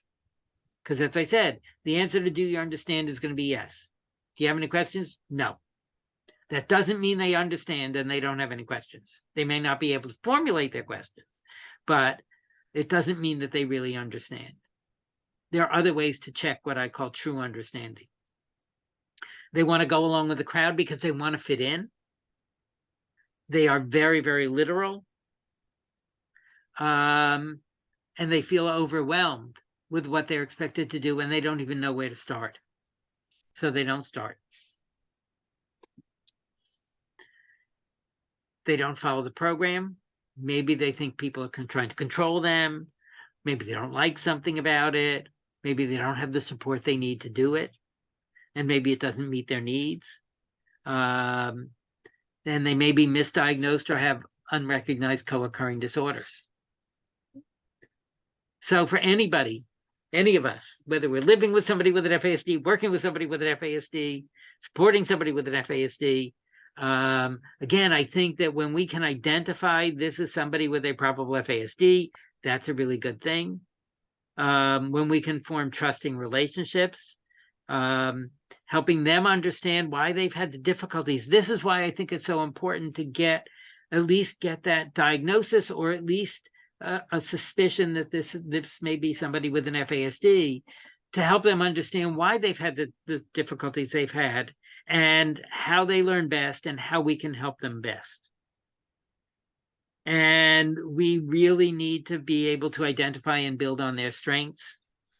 We need to be able to educate others about FASD, identifying possible FASD in family members and significant others, kids and adults, who again are not following through with what we ask them to do. And we just assume, they get into court, maybe it's mental health court, maybe it's drug court, maybe it's family court, and the judge is telling them a list of things of what they need to do, and they don't follow through. And the judge says, do you understand what you need to do? Yep. And they don't follow through. We don't just assume that it's willful and purposeful all the time. Let's see if there's another way of doing it, and see if we get a different response. We need to educate other providers, because everybody needs to know about FASD. Again, we need to be seen, we need to see ourselves as role models and mentors, because remember, they often learn best by modeling the behavior of those around them. So having positive models is really good. We can talk about prevention.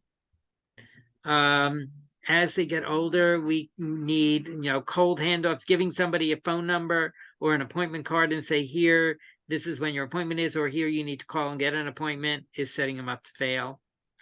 And we need to address stigma. And stigma is such a huge issue in FASD. We've gone through this with autism. It's a lot of stigma around autism 30 years ago. We got rid of it. But in FASD, we still have the stigma. So, and stigma, all these things that I say here, it impacts people's feelings about themselves and people's feelings about others. And then what happens is that people make sweeping judgments of whole groups of people. We do that in our country. We do that all the time. Somebody is this, everybody is that. So we make those sweeping judgments of whole groups of people based on, what their diagnosis is, or what we think it is, or what they look like, or what their religion is, or what their sexual orientation is. And we make sweeping judgments of whole groups. And it impacts then the person's decision about getting help. If they think somebody is going to judge them or stigmatize them, then they're less likely to go for help. So if they think that physicians are just, going to poo-poo them or dismiss them, or, then they're not going to go for medical help when they need it. So anybody who is different experiences stigma. And that's just, it's such an important issue to pay attention to. And we just need to be aware of it. And unfortunately, our media often encourages stigma, supports stigma. There was a spot in Saturday Night Live several years ago that used an individual with an FASD and portrayed him in a certain way, and got letters from around the world from family members and professionals who were so angry about the way he was portrayed. A friend of mine, Miles Himmerreich, at one point said that when he sees prevention messages that say things like it's the baby or the bottle and you need to make a choice, he said his feeling is that people would rather he did not exist. And it was something that just kind of struck me, because I hadn't even thought about that. Mm-hmm. But, when we talk about prevention, what's our message? And is it a message that really has to do with shame and blame and judgment? Our political groups and our religious groups often impact stigma one way or the other. Dan, Yeah. may I pause for a few minutes? I have a couple of questions right now or thoughts, and see how you can respond to this. One thought someone said is, hang on. Can Dan get more specific regarding how the individual is diagnosed with FASD? Right now, it appears too broad, thus resulting in professionals who don't recognize FASD from among multiple other diagnoses. Any comments on that? Yeah, I think there depending on who you talk to, there are really about 3 different diagnostic criteria. The CDC came out with a diagnostic criteria for full fetal alcohol syndrome. The Institute of Medicine published an updated diagnostic criteria for those diagnoses that I talked about: partial FASD, ARND, ARBD, as well as FAS. And the University of Washington came out with their 4-digit diagnostic code, which looks again at the 4 areas that I talked about: face, growth, central nervous system, and alcohol exposure. And there are 256 different combinations of a 1 to 4 in each of those areas. That gives 256 different diagnostic terms, in a sense. So it depends on what you use. Yes, there are very specific diagnostic components. The facial features for full FAS are very, very specific. A little bit different depending on which one you read, but it's the same 3 facial features. The reason I don't talk a lot about the facial features is because people then focus on the face and think if they don't see the face, they don't see FASD. And as I said, it's the minority. So we don't have time. I mean, and it takes training. It really takes training to train people to diagnose an FASD.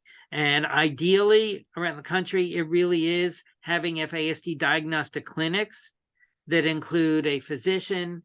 They include often a neuropsychologist, speech and language, OT, PT, nursing, social work. I mean, that's the ideal, is a diagnostic clinic. There are also individual physicians who can diagnose FASD, but and it takes training to be able to do that.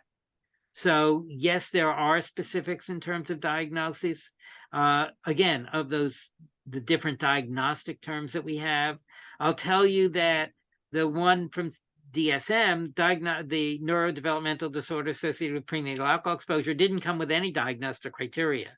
The NDPAE people who have been writing about that have come up with specific diagnostic criteria around that, which I think are being used for this as well. So they are out there. Diagnostic criteria have been published. So I don't go into the specifics of them because nobody here is going to learn to be able to diagnose it on their own. Okay, great.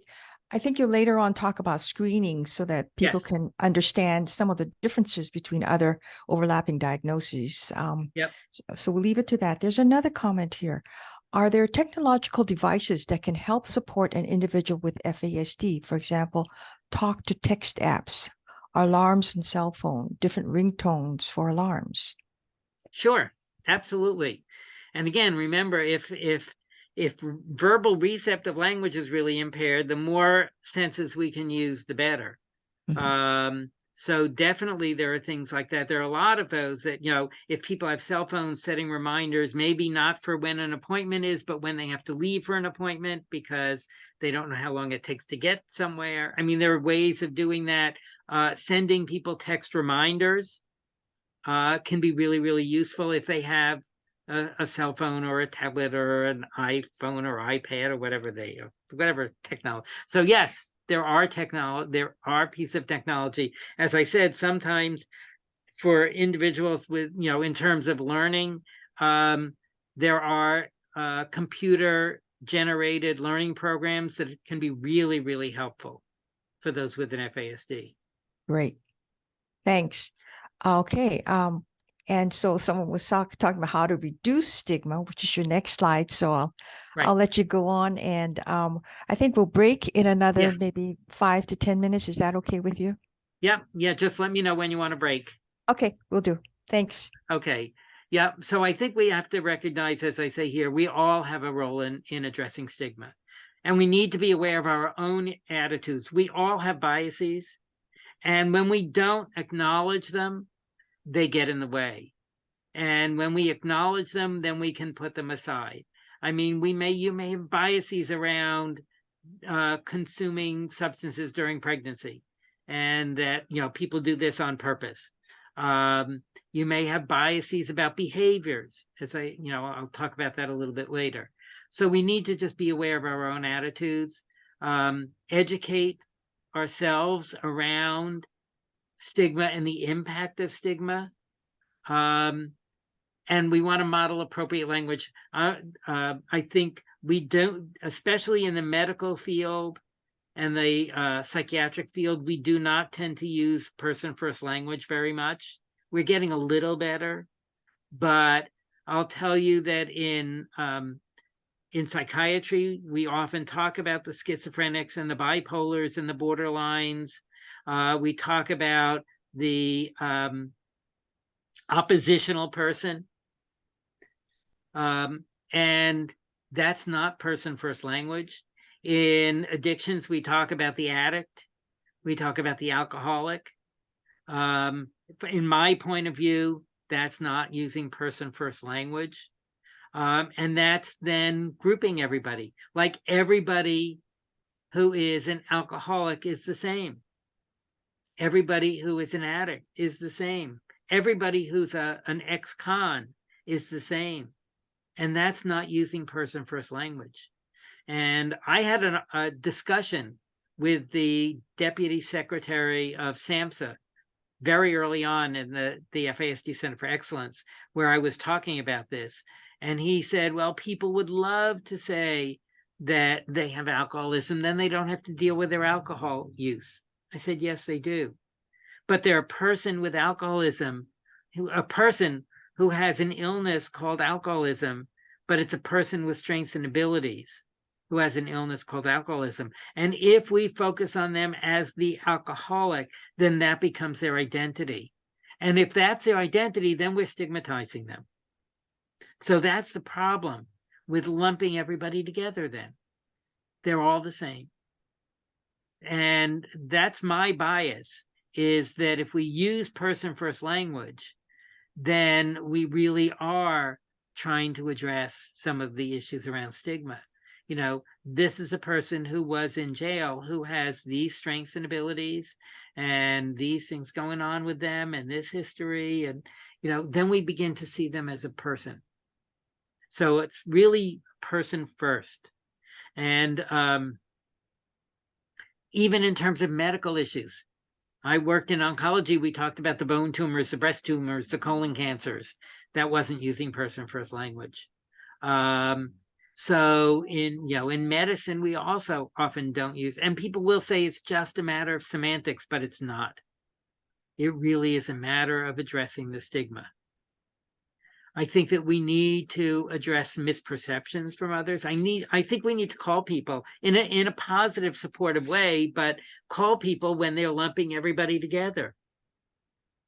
Everybody who is LGBTQ is the same, and like it's all this going on in this country. All drag queens are grooming children, which I think is ridiculous. Or as one of the people who is running for president recently said, that the goal, if he was president, that he would, pass a federal law outlawing transgender medicines and transgender surgery for everybody, as if it doesn't exist.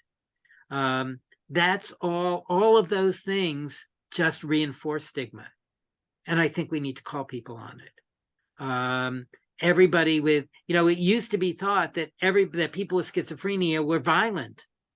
And we had this whole movement to like almost incarcerate anybody with schizophrenia because they're violent. Because if somebody with schizophrenia happened to kill somebody, the first sentence in the news article was so-and-so with schizophrenia, right up there, first sentence.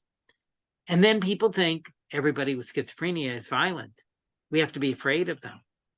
And we know that people with schizophrenia are no more violent than the overall population. And if they get appropriate treatment, they're less violent. But again, it's that assumption. There was one point where there was a book written trying to connect FASD with school shooters and say that school shooters had FASD. And my response was, we don't know because none of them had been diagnosed, and the person reported to do research, but it wasn't really research if you read carefully at what the person wrote.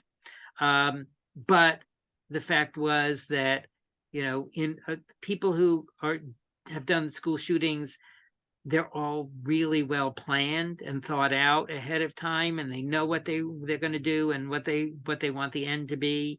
And planning is not typically a strong point for most people with an FASD.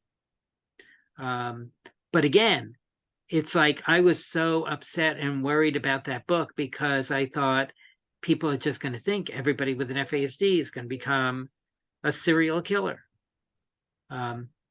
We also can reduce stigma by starting to talk about people's strengths and abilities and what they are able to do, and create an inclusive environment for them so that they can feel part of the community, part of the culture, as opposed to apart from. Oop.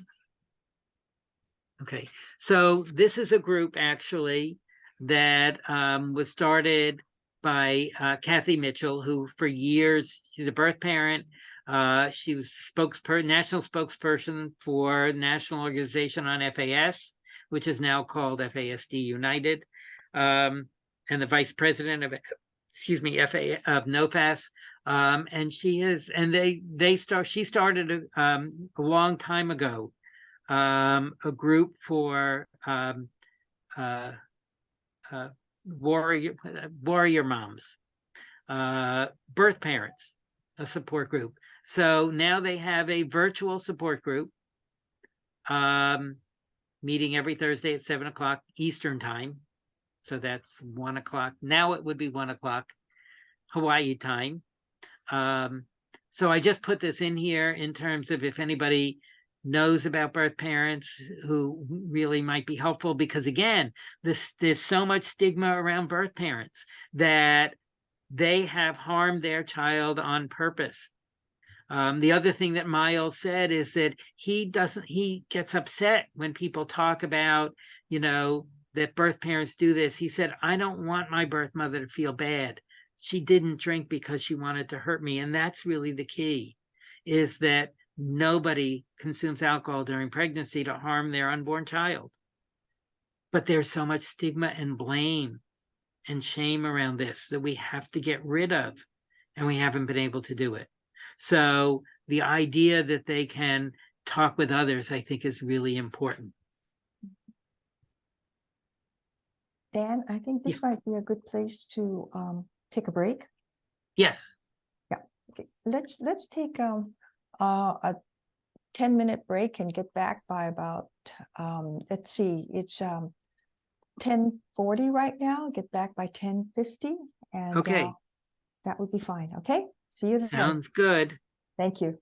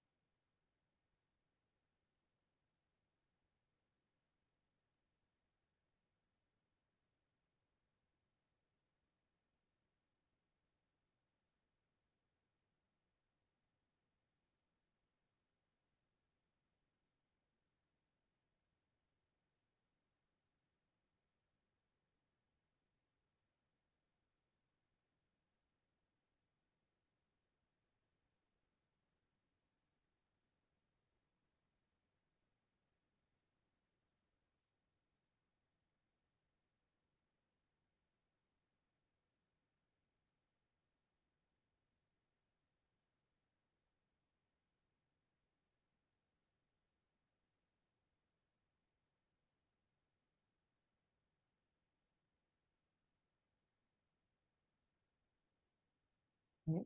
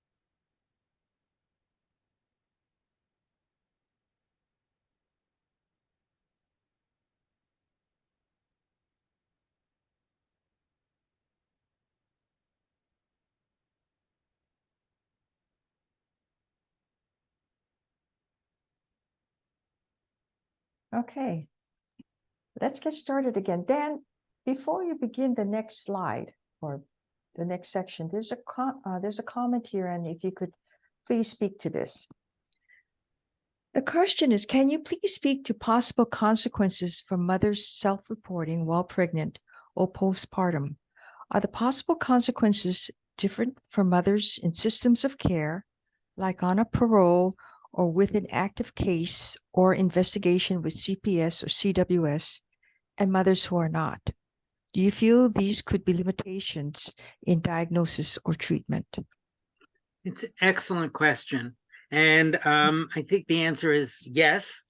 They are different. They are definitely, if there are any issues around the risk, if mothers talk about their alcohol use or their drug use, other drug use during pregnancy, if there is any risk that they will then get incarcerated, their children will be taken away from them, then there is no reason to talk about that and to release that. And that then impacts the ability to get a diagnosis. Because again, for any diagnosis other than full fetal alcohol syndrome, you must have confirmed prenatal alcohol exposure.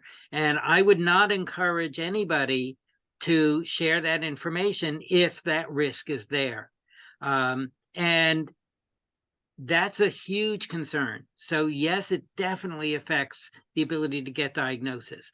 There was an issue, actually, it was at a treatment center, one that I had worked with, where they were encouraging the women in treatment to be honest about their use. And one woman had a medical issue. She was pregnant and had a medical issue and went to the emergency room and shared that she was in a treatment program because of her substance use. And the doctor called CPS, and CPS called the treatment program and said, don't tell this woman, but when she gives birth, we're taking her child away from her. That is terrible. That's just awful. And there are parts of the country that want to incarcerate women who are pregnant and using, as if that's going to help anybody, which it doesn't. That's only going to have people not get good prenatal care, not talk about what's going on with them. That's a huge issue. And it's a huge issue that, again, kind of fuels the stigma that people are doing this on purpose. So I think that we really need to be clear that it is really important. And you know, I think it still takes an incredible amount of courage for somebody to talk about the fact that even before they knew they were pregnant, they were using, let alone during their pregnancy, they were using. And it's risky, and I don't want people to take that risk because it's not going to be helpful. Then they're not going to be able to get that diagnosis because they're not going to talk about it, and they're not going to admit to using if the risk is that they're going to get involved in CPS, their kids may be taken away from them, they may be incarcerated, then there's no reason to share that information. So it was a great question. I wish that we could, again, get over that and, and talk about how do we help people, and rather than let's just, blame people, because that's what it is. It's just blaming them. And in 40 years, I've never had anybody come up to me and say the reason I drank during my pregnancy was because I wanted to give birth to a child with fetal alcohol syndrome. So, as I said, I've never come across anybody who consumed, who used during their pregnancy because they wanted to harm their unborn child. But that's the assumption that's made when we talk about doing things like this. And then we also, the other part of the stigma is we make this decision that somebody who has used can never be a good parent. So we have to take their kids away. And that's another broad assumption we make because we think everybody who uses is the same. So great comment. Thanks. And I saw the comment about the diagnostic criteria.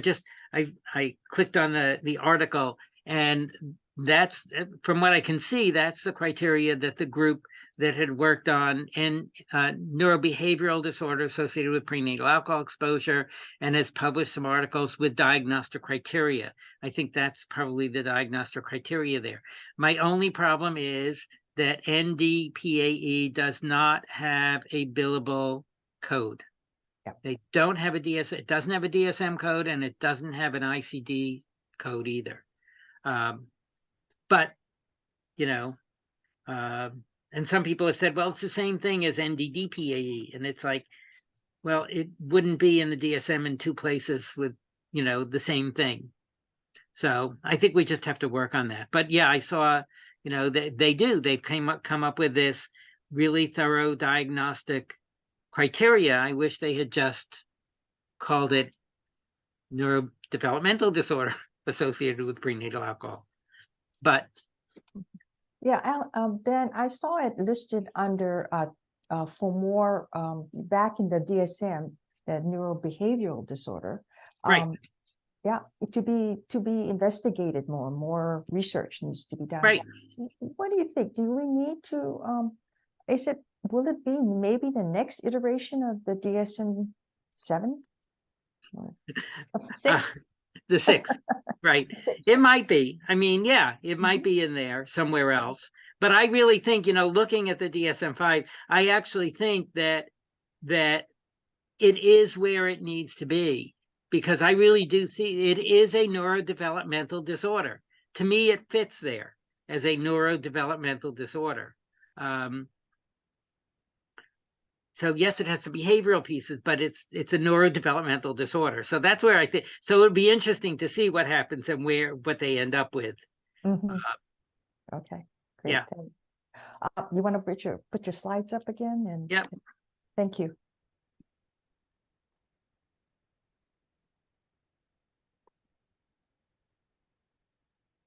Okay, so just a little bit quickly about prevention.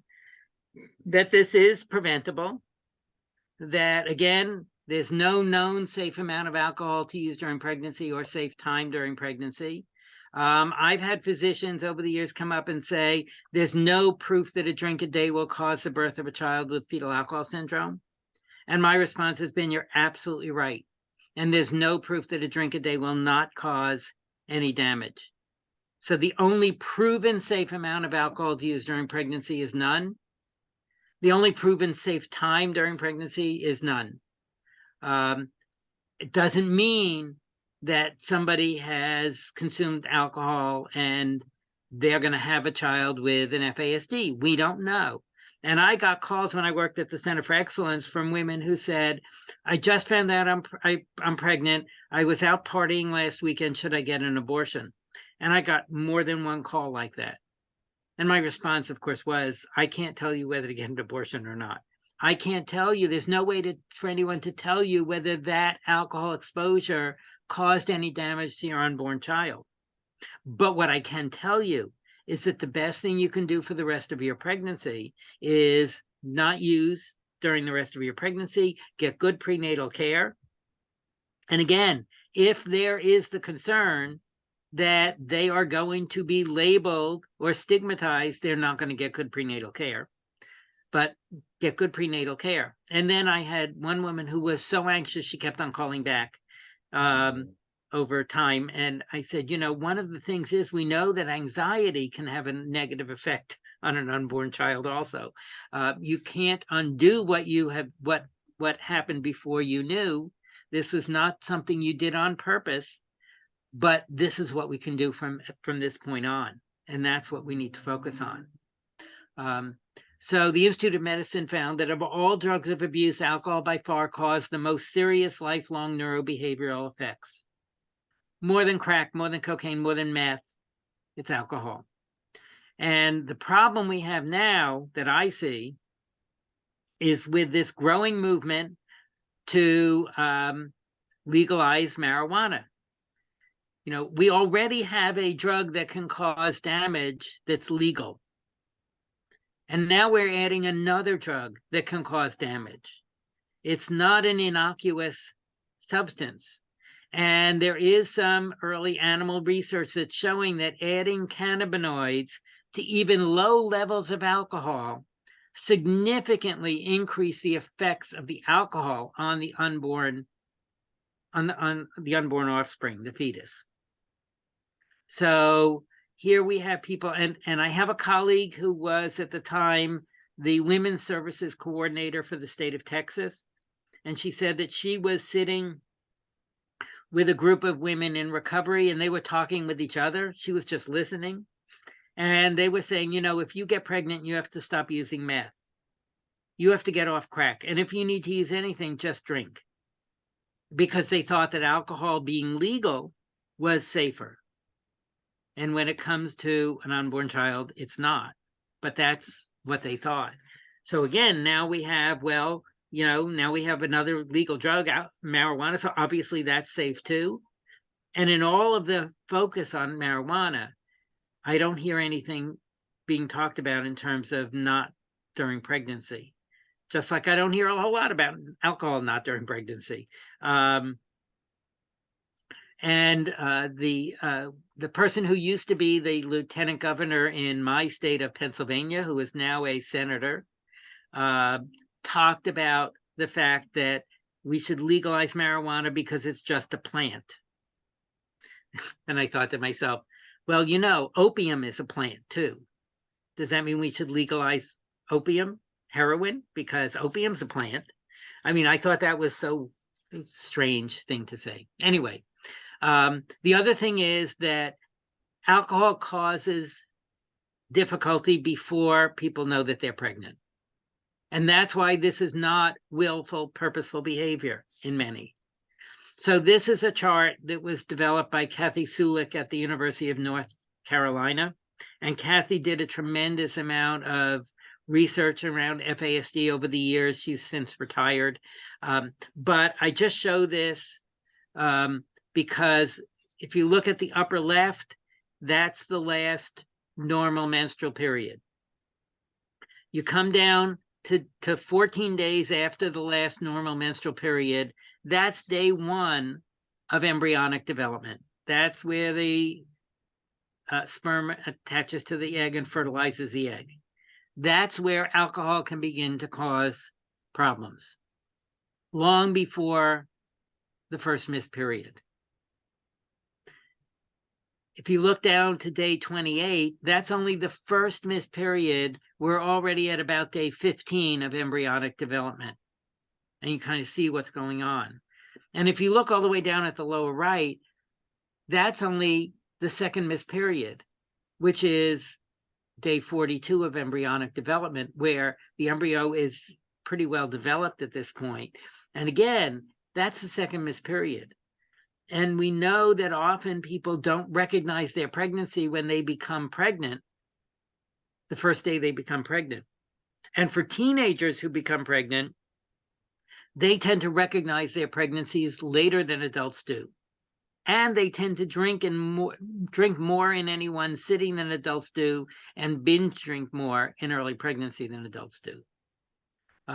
So again, this is, to me, this chart really emphasizes a lot goes on before people know that they're pregnant. This is not a willful, purposeful thing to harm an unborn child.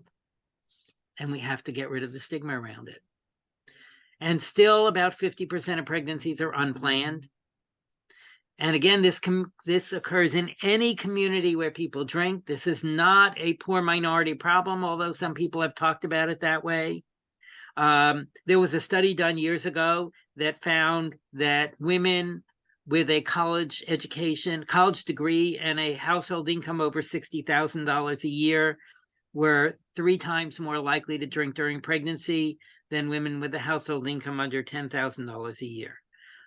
But women who are, or people who are pregnant who are middle and upper class, as I said, their kids are more likely to be diagnosed with ADHD, autism, maybe an oppositional disorder, but not an FASD. And then I talked about some about the role of men. The one thing I didn't talk about that I think we pay attention to in the next 10 years, we're going to hear a lot more about epigenetics.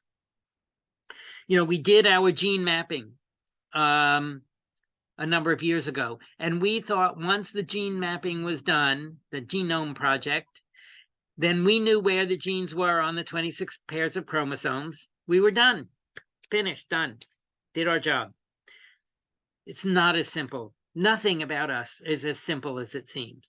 So it's not just that that genes are transmitted, and we have recessive genes and we have dominant genes, but there are things that turn genes on or off that not only are transmitted, may be transmitted from one generation to another, but can skip generations. So one study showed that, for example, there's a gene that we have for a bitter taste to alcohol, and that when parents or grandparents drink, that gene may be turned off. And if that gene is turned off, it can put people at higher risk of using alcohol and of the effects of alcohol on themselves and on the offspring. That's an epigenetic principle that can skip generations.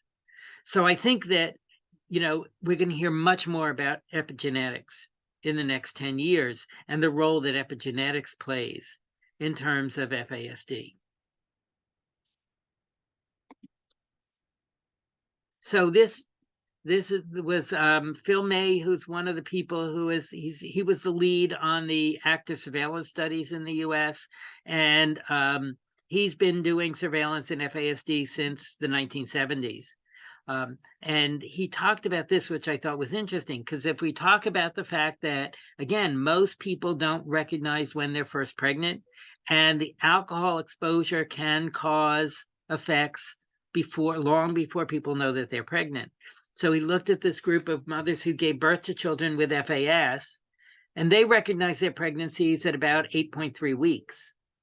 Those with ARND, about 8 weeks of pregnancy. So that's about 2 months. Whereas the controls recognized their pregnancy much earlier, less than 6 weeks.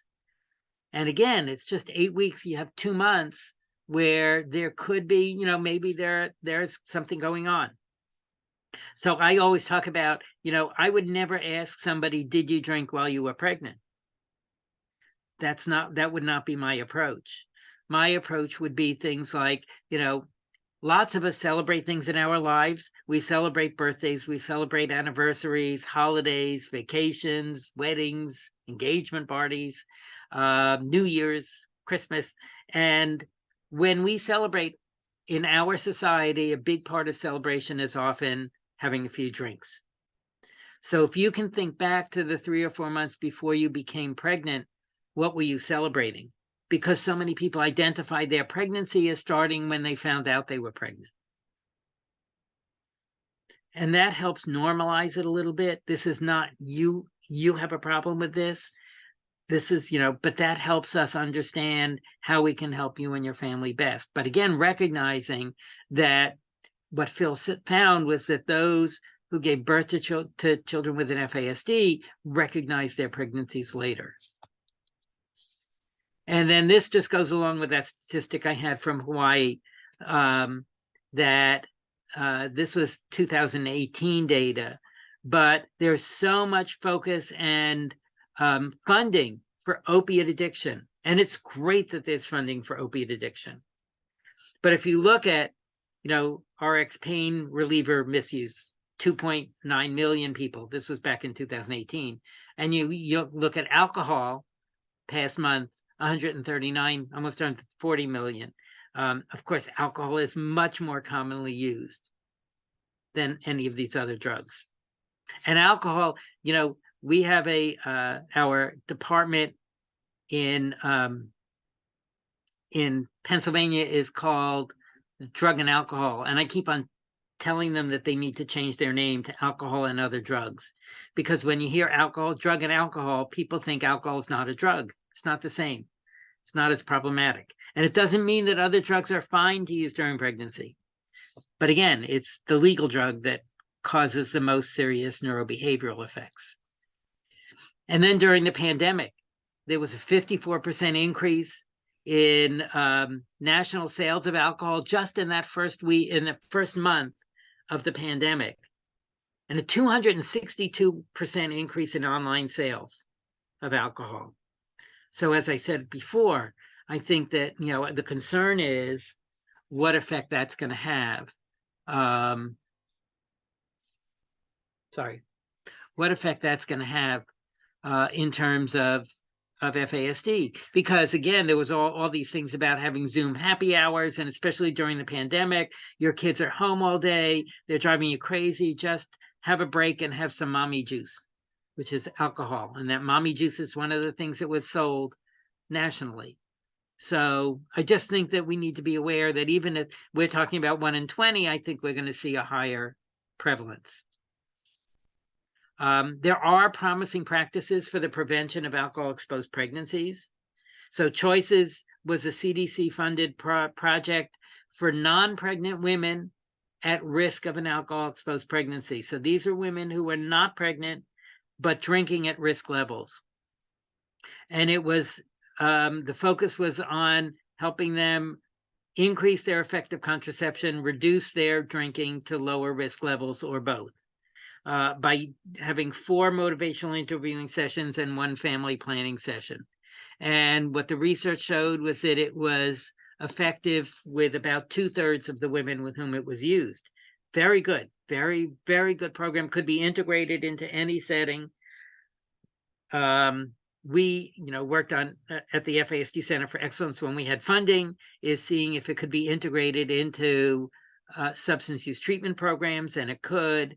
And I think that the 1/3 of women who it was not effective with were most likely often women with an FASD themselves, because we'll talk about the fact that motivational interviewing is not going to be terribly effective for somebody with an FASD. Screening and brief intervention for women who were pregnant was doing a brief screening to identify substance use, and if the screening is positive, to then provide a one 5 to 15 minute intervention, talking with them about the effects of alcohol on themselves and on their unborn child.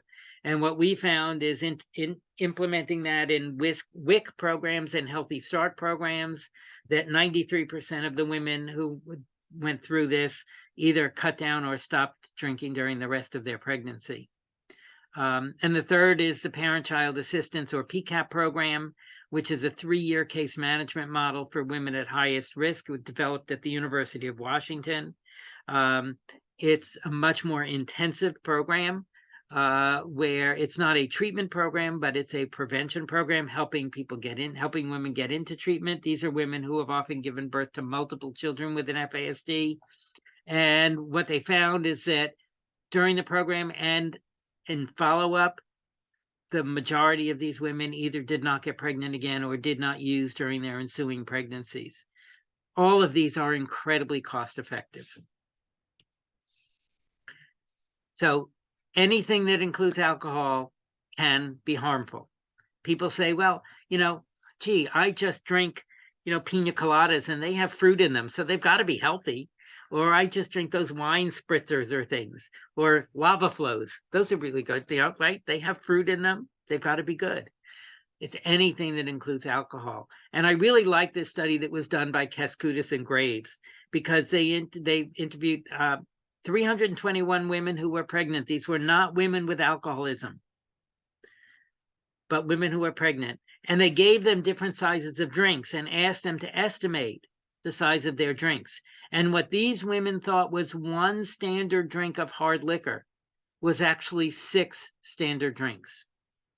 So you go into a bar and you have a Long Island iced tea and you think you're having a drink. And a drink once in a while is going to be fine. Well, a Long Island iced tea is a binge in one drink. So if you think that the drink you're having, and especially in bars and at home and in restaurants, there are lots of overpours. So a glass of wine is not typically a standard glass of wine. If people got a standard glass of wine, they'd probably complain that they're being cheated. And we know that 4 or more standard drinks within a 2-hour period is a binge for women, more than 5 for men. So again, it's estimating. We think we're drinking less than we really are. But then there are also protective factors, which is really encouraging. So first of all, good prenatal care, getting prenatal vitamins, taking your prenatal vitamins, your folic acid and other prenatal vitamins is really useful for the fetus. But again, if we have this stigma, women are not going to get good prenatal care. They're not going to go for prenatal care. They're not going to get their vitamins. We're not going to ask them whether they can afford their vitamins or find a way for them to get them. Then there were studies done first with antioxidants, first vitamin E and then pomegranate antioxidants, which are actually better than vitamin E, apparently. And they were given, and these are animal studies here, given to mice who were prenatally, they gave the pregnant mouse alcohol and gave them antioxidants. And if the antioxidants were given at the same time as the alcohol exposure, it lessened the effects of the alcohol exposure on the offspring. But if they gave the antioxidants after the alcohol exposure, it had no positive effect. Then they've done these studies on choline. Choline is an essential nutrient. It's available in things like spinach and liver and other foods. And what they found is giving the pregnant mice choline at the same time as the alcohol exposure limited the effects of the alcohol exposure on the offspring. Giving choline after the alcohol exposure improved outcomes for the offspring. And giving the infant, toddler, and adolescent mice choline improved their functioning. So these studies that were first done by Jennifer Thomas at San Diego State University were so compelling that they've been doing clinical trials with children with FASD, giving them choline to see what form it needed to take, how it's absorbed, those kinds of things. So that's really promising. And the interesting thing is that when I talked to Jennifer Thomas and heard about the studies and went to see her, and I said, Jennifer, now this has got to be 15 years ago at least. I said, Jennifer, I remember reading an article somewhere, I have no idea where it was, that there were 2 people with FAS who were given Aricept, where it improved their functioning. Aricept is a drug was the first drug really that was used for Alzheimer's disease to improve cognitive abilities in Alzheimer's disease, not a cure, but a treatment that improved cognitive abilities for people with Alzheimer's disease. And I said, Aricept is in a group of drugs called cholinesterase inhibitors, and it has that word choline in it. One of the chemicals in the brain is acetylcholine. And I wonder if Aricept could be useful, understanding this work that you've done in choline, useful in improving outcomes for those with FASD. So she actually had one of her fellows do a study of Aricept with the mice and found that the first thing it did was it improved their motor abilities, the offspring. And then she said that the next thing they would see is the cognitive abilities, and then the fellow left. So I don't think that ever got analyzed, the data. But again, the possibility that we actually, now there are a lot of other medications in that group of medications, but the fact that we have something out there already that could be beneficial. So I'm encouraged by the work that's being done with choline. And again, they have to figure out, because, what form it takes, what does it actually do? And then there had been work with zinc and iron, also with other animals, finding zinc and iron deficits. So what they've often also found was that these animals who were given the alcohol seemed to have deficits in choline, and then the other studies found zinc, and the other studies found iron. That somehow the alcohol seemed to inhibit the ability of the body, I guess, to absorb these substances. So there seemed to be deficits in zinc, iron, and choline in those with an FASD. Again, these are animal studies, and also in the mothers. So people may say, well, let's just give people mega doses of zinc, iron, and choline. We used to do mega doses of vitamins for kids with ADHD. Give them mega doses of vitamins. Well, we know that that can be incredibly dangerous, because especially with zinc and iron, if you give them too much, it is absolutely toxic. And there were studies done with ADHD that found that about 10% of individuals with ADHD have this deficit in zinc and magnesium. And if you bring them up to normal levels, the symptoms of ADHD really lessen. But if you increase it above normal levels, the symptoms increase. So, but my bias is, if we know this information, it may be useful for people who have been drinking during pregnancy to get choline, zinc, and iron levels done, and for those with an FASD to get choline, zinc, and iron levels done. It's done through blood, analyzing blood, but it's not part of a regular blood draw. It has to be asked for by a physician. Then we have to run into, is the insurance company going to cover it? But if we could do that, if there are deficits in zinc, iron, and or choline, then we need to talk with a physician about supplements to bring them up to normal levels and not above normal levels. My hypothesis is that that could be really useful. Dan, a question. Do prenatal vitamins and or women's daily vitamins contain choline, iron, and zinc? Do you know that? Some do. Yep, some do. And again, we don't even know, like with, and I know that I've read some of this with like multivitamins, how much is really absorbed, and used, and how much is not, so that's why I think getting the levels is really important. And then talking about, are there supplements? Because I know that there are also iron supplements can be given in injection also. Is that, so that's why I say if we see deficits, rather than just go out and get more vitamins, because we don't want to, overload with certain things. Okay. Thank you. Great question. Okay, so why do we need to identify these people? Okay, so maybe it's 1 in 20. Why bother? The original CDC statistics on the prevalence of FAS was 0.4 per 1,000 live births. Well, that's so rare we don't pay attention to it. But remember, that's all passive surveillance, and they're aware of that.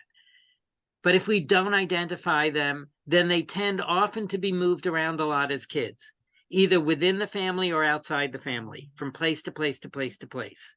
Not unusual. I remember hearing about a 14-year-old with an FASD who was in his 27th foster home. Not terribly unusual for those with an FASD, because either there's the birth family has their own issues, maybe they've been removed from their birth family, or there's been inconsistent caregiving because of other issues.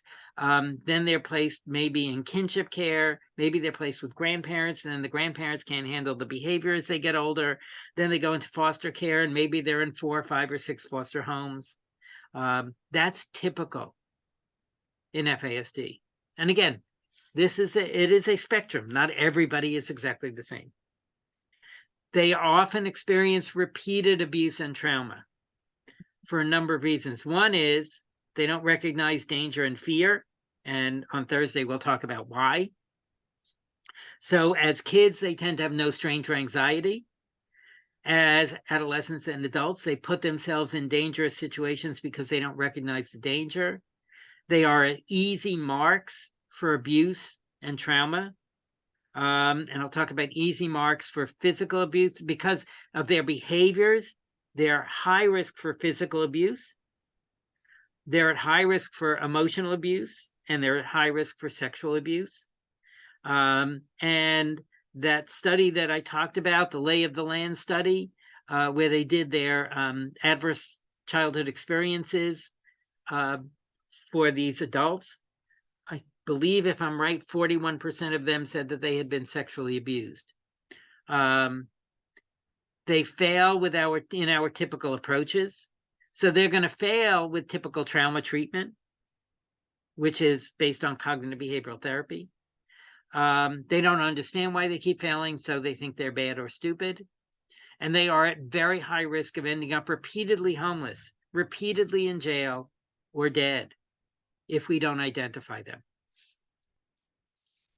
And then if we don't identify the caregivers, as I said before, if child welfare takes a child and places them in foster care and then says to the parent, do you want your child back? Yes, I want my child back. I love my child. Okay, here's what you need to do to get your child back. If you have a substance use issue, you need to go into treatment and complete treatment. When you're done with treatment, you need to go to 90 meetings in 90 days. You will get a list of meetings, AA meetings, NA meetings to go to in your community. You choose what meetings to go to, but every day you need to go to a meeting and get this paper signed that you've been to a meeting. You need to go to parenting classes. Here are the parenting classes I want you to go to once a week for 8 weeks, and I'm going to check and make sure that you were there every week. You need to meet with me, your child welfare worker, every week, and your appointment next week will be Thursday at 4 o'clock. The week after that will be Wednesday at 2 o'clock, and then I'll give you your appointments after that. You need to call your child in the foster home every Tuesday and Thursday at 6 o'clock, and you need to visit your child every other weekend, and your first visit will be next Thursday during your appointment with me, and the visit after that will be 2 weeks later on Saturday at 10 o'clock in the morning, and you better not be late. Do you understand what you need to do to get your child back? Do you have any questions? Okay, I've written it all down for you of what you need to do. If that parent or caregiver has an FASD themselves, they will walk out of that office and not have a clue what to do next. I've talked with foster parents about, do you ever have a foster child, where the parent calls Wednesday morning at 8 in the morning or Friday at 11 o'clock at night instead of when they're supposed to call? They show up instead of Saturday morning for a visit, they show up Sunday afternoon, or they don't show up at all. And most foster parents have had that experience. And again, the sense from our system is this parent is uncaring, neglectful, and we need to terminate parental rights. And if that's somebody who wants to raise a child, they'll have another child. And I was consulting with a juvenile justice program in another state at one point, and they were working with a young woman who was pregnant for the 3rd time. She had used during all of her pregnancies. Her first 2 kids had been permanently removed from her care. And the worker said to her, why do you keep getting pregnant? And she said, because you keep taking my children away from me, and I want a child to raise. And what I said to them is, if you had intervened with her first child and helped her be a successful parent with whatever it took, if it cost less than $4.5 million just for her, that would have been cost effective. Because economists have said that it costs between $1.5 million and $5 million to raise one individual with an FASD. And I said, my recommendation is you have this woman now who's pregnant, young woman, and you place her in a family foster home where the foster parents have been trained that they are not only dealing with a child, but also the parent together, and that they can then model parenting for this young woman when the baby is born. And they can stay in that foster home as long as they need to, because no matter how long they stay there, it is cost effective, let alone improves the quality of life and lessens family disruptions. But there aren't a whole lot of family foster homes around. But that's something I would love someday to see. So we need to identify this in individuals. We need to identify it in caregivers. The earlier we identify it, the better the long-term outcomes. So again, if the caregiver has an FASD, they're viewed as non-compliant or uncooperative with plans. They may end up in drug court due to substance use issues. They may end up in mental health court or family court. They don't follow through with what's going on. Then they may be jailed or having their child removed from their care. But if we recognize FASD, then we recognize the individual as having a disability.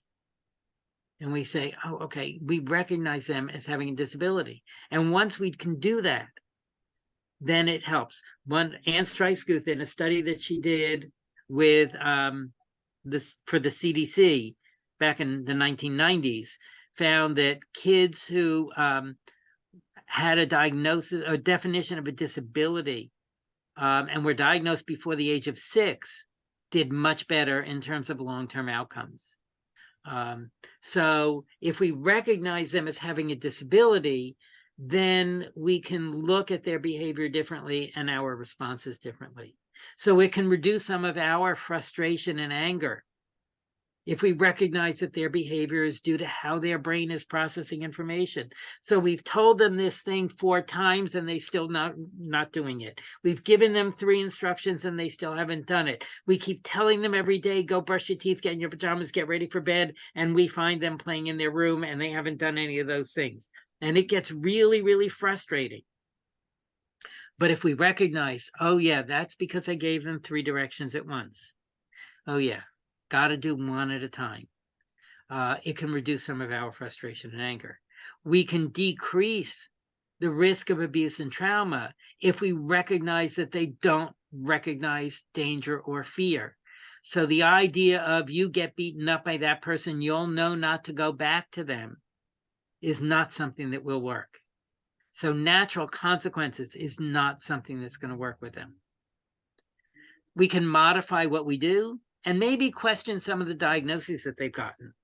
Because again, having been a mental health clinician for years, I've seen, and especially having worked in residential treatment with kids, adolescents, and young adults, I've seen kids, adolescents, and young adults with 5, 6, 7 diagnoses, and then they get into residential treatment. They're seen by the psychiatrist in residential, and he may give them, or she may give them, another diagnosis. And rarely do we ever take away a diagnosis. But maybe if we're recognizing the FASD, we say, is this really FASD? I mean, is this really ADHD? Is this really autism? Is this really an oppositional disorder? Maybe we need to question some of those diagnoses. Is it really bipolar disorder? So, of course, there is no easy way to identify them. There's no blood test that we can do and say, yep, this is somebody with an FASD. And again, our diagnostic capacity is really limited. We really want people trained in the diagnostic protocol so they understand them. So we needed to develop another way to identify those who may well have an FASD. So some type of screening protocol. And recognizing that a screen is not diagnostic, but may say this is somebody who may well have an FASD. And then if we're going to screen people, we need to do something with the results of the screen. If we're not going to change what we do, then don't bother screening. There's no reason to screen people if we're not going to change what we do with them. And I had this discussion because at one point, oh, no, I'll talk about that. Not yet. Okay, so what happened was that I was working with substance use treatment providers, residential substance use treatment providers, to get them to identify the adults in treatment who had a probable FASD. Because as Bill got older, it was, if you listen to even what's talked about by the CDC, NIAAA, NOPA, anyone else, typically, if they talk about treatment at all or intervention, they talk about children. And as Bill got older, I would say, well, what about the adolescents and adults? This doesn't go away at 18 years old or 21 years old or 55 years old. We need to pay attention to the adolescents and adults, and we don't. We tend not to. So I was working with these adult treatment programs to identify the adults in treatment who may well have an FASD, because these are the adults who typically are seen as treatment failures, treatment resistant, and keep failing in treatment. So we started to talk about people in the treatment programs who may well have an FASD. They began to write, and then they said, how do we identify them?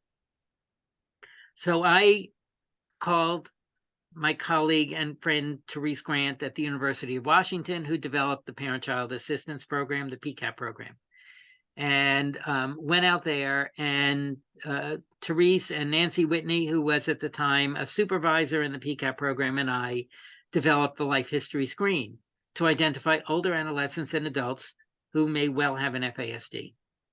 And we came up with about 32 questions in 9 categories.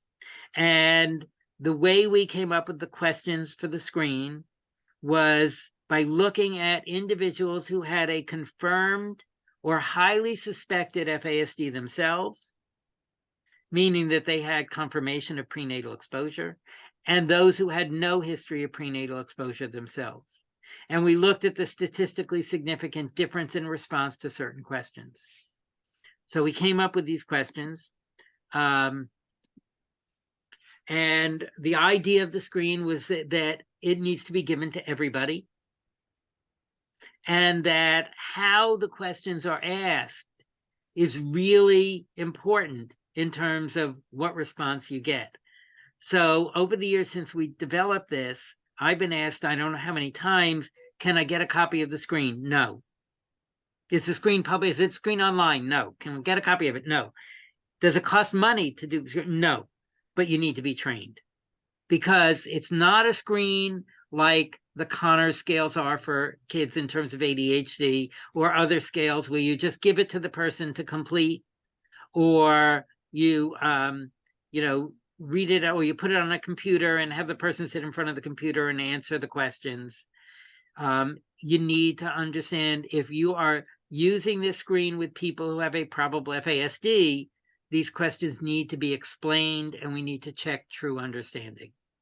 And how comfortable the interviewer is really key. So one program I worked with, I trained 4 people to do this life history screen. And then when I went back for a follow-up at the agency, 2 of them said they were really comfortable in using the screen and asking the questions. 2 of them said that there were questions on the screen they were not comfortable asking. The 2 who were not comfortable asking the questions on the screen were only screening about 15% as having a probable FASD. The 2 who were really comfortable in using the screen were screening 75% as having a probable FASD. So we also recognize that the screen will most likely pick up people with other subtle cognitive impairments. That's okay, because they're still struggling. And we set it up to be a guide for future work. Again, if we're not going to change what we do, if we have a positive screen, then don't screen. Mm-hmm. If we're only going to choose who we screen, then don't bother. There was a group of researchers in Canada who wanted to validate the screen and they picked and chose who to give the screen to. That defeats the whole purpose of the screen.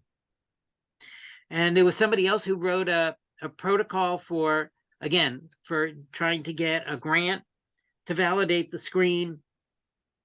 And they were using women in substance use treatment. And I said, and I read the proposal, and I said, all this talks about is the screen. It doesn't talk about what happens if they screen positive. And the person who wrote the proposal said, that's not what this grant is for. This grant is only for looking at what percent of people in treatment screen positive using the life history screen. And then having them all go through their diagnostic center to see what percent are accurately diagnosed. And I said, but it's unethical. And this is, for me, this is the difference between researchers and clinicians. I said, it's unethical to screen these women and identify women who have a probable FASD and not do anything about modifying their treatment. Mhm. And again, that's just my bias. So, Dan, yeah, I don't want to interrupt you right now, but there are some good questions. May I? Or do you want to finish this slide? let me first? just finish this and then we Okay. can, okay. Okay. So, one of the programs, what we did when we developed the screen is I handed it out to 22 residential substance use treatment programs in 3 different states. Got feedback, went to site visits on all 22 programs to get feedback on the screen. We modified some of the questions. We modified some of the language based on their feedback before we ended up with the final screen. And one of the programs was a program for women who were pregnant, who had a substance use issue. And when I did the follow-up and I got to the program and I handed out copies of the draft screen at that point, and I said, you know, are you using the screen? Well, the executive director was not thrilled about the screen. She said, the counselors have so much paperwork to do. You're asking them to do more paperwork. They can't even see their clients because they're busy doing paperwork, and now you want them to do more paperwork. And one person said she was using the screen sometimes, but not all the time. And then we were talking for about 15 minutes. And then at one point, at that point, one of the counselors said, I really apologize. I have to go and see this young woman. And she mentioned the young woman's name, and the rest of the people in the room groaned and said, oh God, not her. And this was a young woman who had been there for about 3 weeks, who was seen as a problem. And she had threatened to leave. Another counselor was on call the night before, said I had to come in because she threatened to leave, got everybody upset. I had to calm everybody down, convince her to stay. So the counselor left to deal with this, quote, problem. And we got ready to leave about 15 minutes later, and counselor came back just as we were ready to leave the agency. And she said, I just have to tell you this. She said, I started to talk with her about what was going on last night, why she wanted to leave, how she got everybody upset. And then she said, I stopped and I started asking her some of these questions because she had the draft screen in her hand. Did you have problems in school growing up? Uh-huh. What was your most difficult subject? Math. That's a red flag. And then she said, I asked her another question or so, and I said, did your mother drink alcohol when you were young? Mm-hmm. Did she drink alcohol when she was pregnant with you? And this young woman started to sob. And the counselor said, and she said, my brother and I have had problems all growing up. Nobody's ever asked me that question. And she knew the answer. And the answer was that her mother drank during both of her pregnancies. And the key for me was that this counselor left 15 minutes earlier having to deal with this problem and came back 15 minutes later and said, she touched my heart. And that made developing the screen all worthwhile. That's the whole point of this, is thinking differently about behaviors. That's the key. So although in the US, nobody has paid to validate the screen, in Germany, 2 women who were doing their thesis wanted to validate the life history screen and found that it was 92.8% accurate in identifying those with or without an FASD, which I was very excited about. That's pretty good. Almost 93% accurate to use the screen and say, and what they did was they used the screen and they had a different range of people, and all of them then went through their diagnostic center. And they found that the screen correctly identified almost 93% of them. I was so excited about that because it validated what we did and our belief that this was really useful. And then the state of Michigan in 2017, I think, asked for a modification of the life history screen to use with children and adolescents. So we've done that. So Can I- once we recognize those with an FASD, we have to implement modifications. Thank you. Okay, go ahead, Ann. Can I? Yes. Sorry about that. All right. No. Would you say FASD is closest to developmental disability or brain injury or neither? Some people talk about this as a prenatal brain injury, and in some ways it looks like that. There are similarities between FASD and TBI, traumatic brain injury.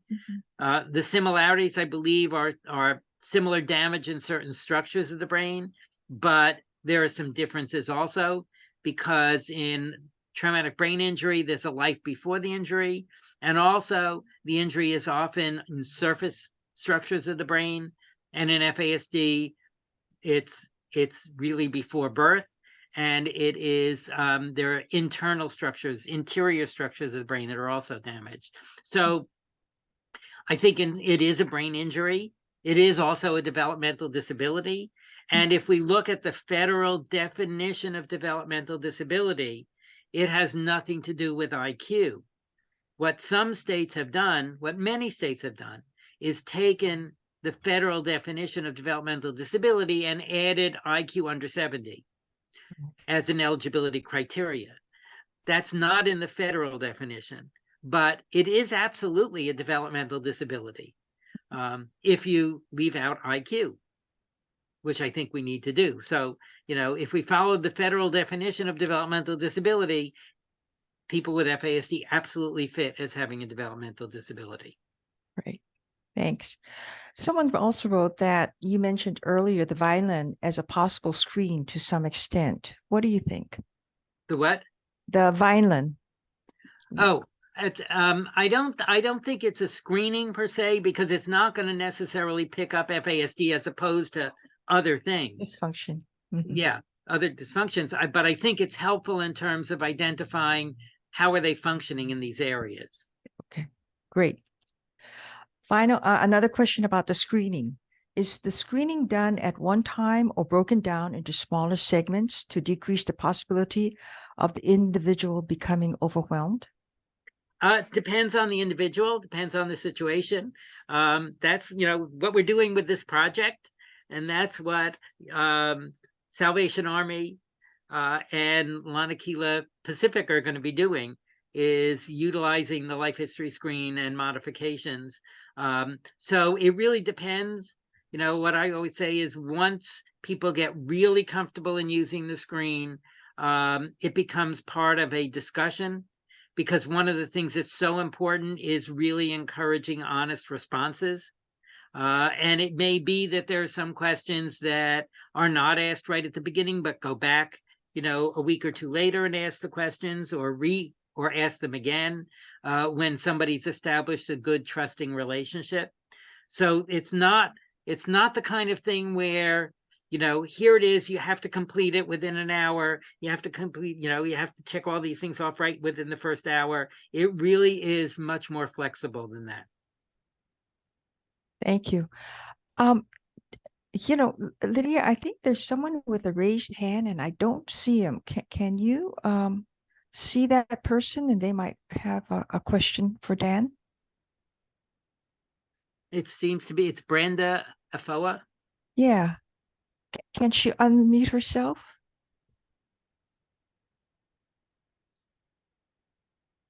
Yeah. She's not in the chat either, so maybe you could put it in the chat if you can't unmute. Yeah. Okay. Okay. Thanks. Let's continue. Okay. So the key really, and this to me is it really is a huge difference for those with an FASD from those without an FASD, is often our focus when we're dealing with somebody with challenging behaviors, is that they need to change their behavior. How do we get them to change their behavior? And in FASD, we need to modify their environment rather than they need to change their behavior. So as I say here, we need to change what we do and how we do it, rather than they need to change their behavior. And that's kind of a paradigm shift that we need to think about. But it really is, how do we modify their environment so that they can be more successful in their behavior? What do we need to change? It's like modifying the environment is even things like asking one step at a time instead of 3 steps together. I'm giving them one instruction at a time instead of 3 instructions together. That's modifying their environment rather than they need to learn to follow what I told them to do. And if we consequence them, then they'll learn. And we need to start by identifying strengths and abilities. So again, having been involved in this for so long, I really struggled with why are we so resistant in recognizing the impact of FASD? Because we really are. As a society, we're just so resistant in recognizing the impact of FASD. And again, the stigma is a huge component of that. But I think part of it is it challenges the basic tenets of everything we've been taught as a parent or as a professional, because we have been taught that people need to take responsibility for their actions, and people learn by experiencing the consequences of their actions. That's why we use reward and consequence.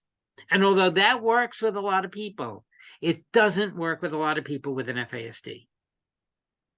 But it's hard to let go of the fact that not everybody learns by experiencing the consequences of their actions. Not everybody learns that way. And for some people, expecting them to take responsibility for their actions and learning and experiencing the consequences puts them at high risk of ending up homeless, in jail, or dead. But again, it's hard to let go of that because that's the basis of so much of what we do. And so much of what we do in raising kids and so much of what we do in treatment. And then we think people are in control of their behavior, as I say here, which means that they can choose to do the right thing when they want to. When they are ready, then they will do what they need to do. And if they don't do it, it's because they're not ready, because they are in control of that. They can choose to do the right thing when they're ready to.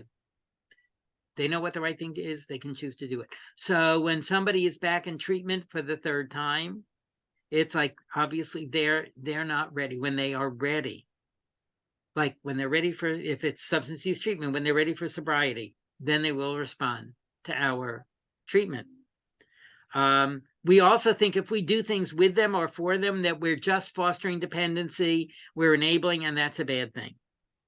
And I hope that everybody who is at this training is enabling everybody they come into contact with, especially everybody with an FASD, because I hope that you're enabling them to reach their best potential. Enabling can be really positive. I know that there are negative components to it, but it's taken on such a negative connotation that it's like, if we do something, if we take somebody to an appointment, instead of giving the appointment and saying, you know, if they're really motivated, then they'll go to their appointment and get to their appointment or do these things that they need to do. If we take them there, if we do those texts, you know, send those texts, if we arrange for somebody to pick them up, if we call them and check in with them, then we're fostering dependency, and that's a bad thing. And, you know, I remember, you know, hearing, you know, it's like they have to learn to do these things on their own because that's the real world. And if they could do everything on their own, they wouldn't need our help. So, and dependency is not a bad thing. Dependency is actually a good thing, because if people don't feel like they have a safety net, that they have somebody they can count on when they need it, they're not going to take positive risks to move forward. And our own values and biases, as I said earlier, come into play. We need to be aware of them, that all behavior is willful and purposeful and within the person's control. About drinking during pregnancy, it may bring up issues that are in our own lives that we don't want to deal with. I think that this is why we have so much trouble with legislators in terms of recognizing the impact of this. Maybe they don't want to look at their own issues and their own families. And again, goes back to that stigma about it. As opposed to, because if they have members of their family who have autism at this point, that's fine. 30 years ago, it wouldn't have been. But now it's fine because we've eliminated the stigma around autism. But they may not want to look at this. And our alcohol industry and our alcohol lobby are very powerful and fund a lot of people. It also means that we need to re-examine what we do. And it's just so much easier to do what we've been taught and do what we've been trained to do over and over and over again.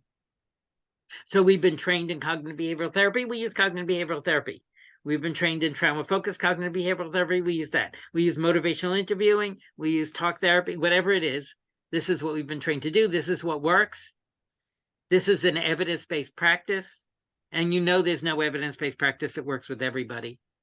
It only means that in research it worked with a majority of people, which means there are a lot of people it didn't work with, unless it's modified. And I'm big on, we don't have to invent new treatments, we have to modify what we do. And we think that we need to treat everybody the same in order to be fair.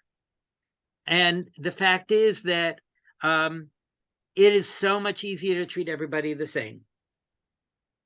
It is so much easier. You know, here are the rules, here's what happens if you break the rules.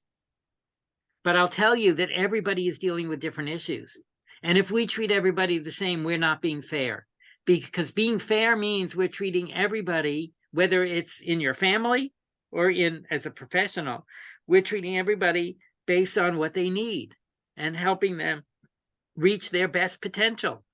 And everybody, each of you is different. So I know you think I'm letting him get away with, I don't let you get away with, but you're able to do things that he has difficulty with. And it's not even talking about diagnosis, it's I'm trying to be fair. All kids in the same family are not the same. If we treat them exactly the same, we're not being fair because each one is different and may have different needs. It's easier to treat everybody the same. And having been a direct care provider, I can't tell you how much easier it is to treat everybody the same. And it's also easier to say they're not ready. When they are ready, they will respond to our treatment or our approach. And we've had a win-win situation.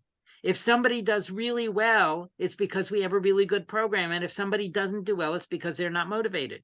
And when they're motivated, then they'll do well in our program. As opposed to maybe what do we need to, when they're back in a program for the second or third time, certainly the third time, what do we need to do differently to help them reach their best potential? That is the question we need to do. But again, it causes more problems. It does. I want to just give you a 4-minute warning. Okay. So you got 4 minutes. We'll see how far we can get. You bet. Because that agenda was, like not carved in stone. Hopefully people realize that. Yeah. So again, we need to modify our concepts of dependency and enabling as being bad. And we need to treat them differently in terms of co-occurring issues. So even if we get somebody to recognize FASD, this is the way we look at it, typically. Okay, so let's say they have bipolar disorder, and let's say they have a substance use disorder, and they have FASD. Okay, well, we need to treat them in parallel. We need to treat them simultaneously, but we treat them in parallel. But when it comes to FASD, this is not the right approach. This is the right approach. If they have bipolar disorder and an FASD, then we can't use cognitive behavioral therapy, talk therapy the way it was developed. We need to modify it and just give them their medication. If they have a substance use issue and an FASD, we can't just use individual group therapy, AA, NA, motivational interviewing. We need to modify it. If they are unsheltered, we can't just find housing for them and say, now you have to keep your housing clean. You have to meet with the housing director once a week. You have to pay your rent by the 10th of every month. And you can't have any alcohol or other drugs in your housing, because that's setting them up to fail. So whatever is going on with them, if they have an FASD, it tells us their brain is working differently. We need to respond to them differently, whatever's going on with them. So I think I should probably stop here. I think that's a good idea. And we can pick up with this and then get into the brain damage on Thursday. Okay. All right. Are there any last questions or thoughts? Some people are saying, thank you, Dan. Some people are saying, I have to leave at noon, wish I could stay. you know, someone, so, you know, everybody is saying wonderful. Thank you. Mahalo, Dan. This was great information. Wow, lots of information. Thank you, thank you, thank you.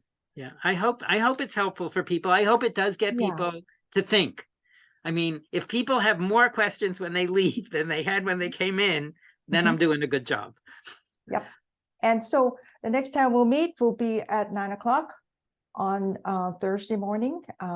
And again, don't forget, you know, the CE survey, we will be having the slides posted in the chat room. So you can download when you can. It will be taken down at the end of Thursday's training. Okay. So thank you all again. And bring your questions next time we meet on Thursday. Thank you, Dan. Okay, thank you. Thank you all. Mahalo.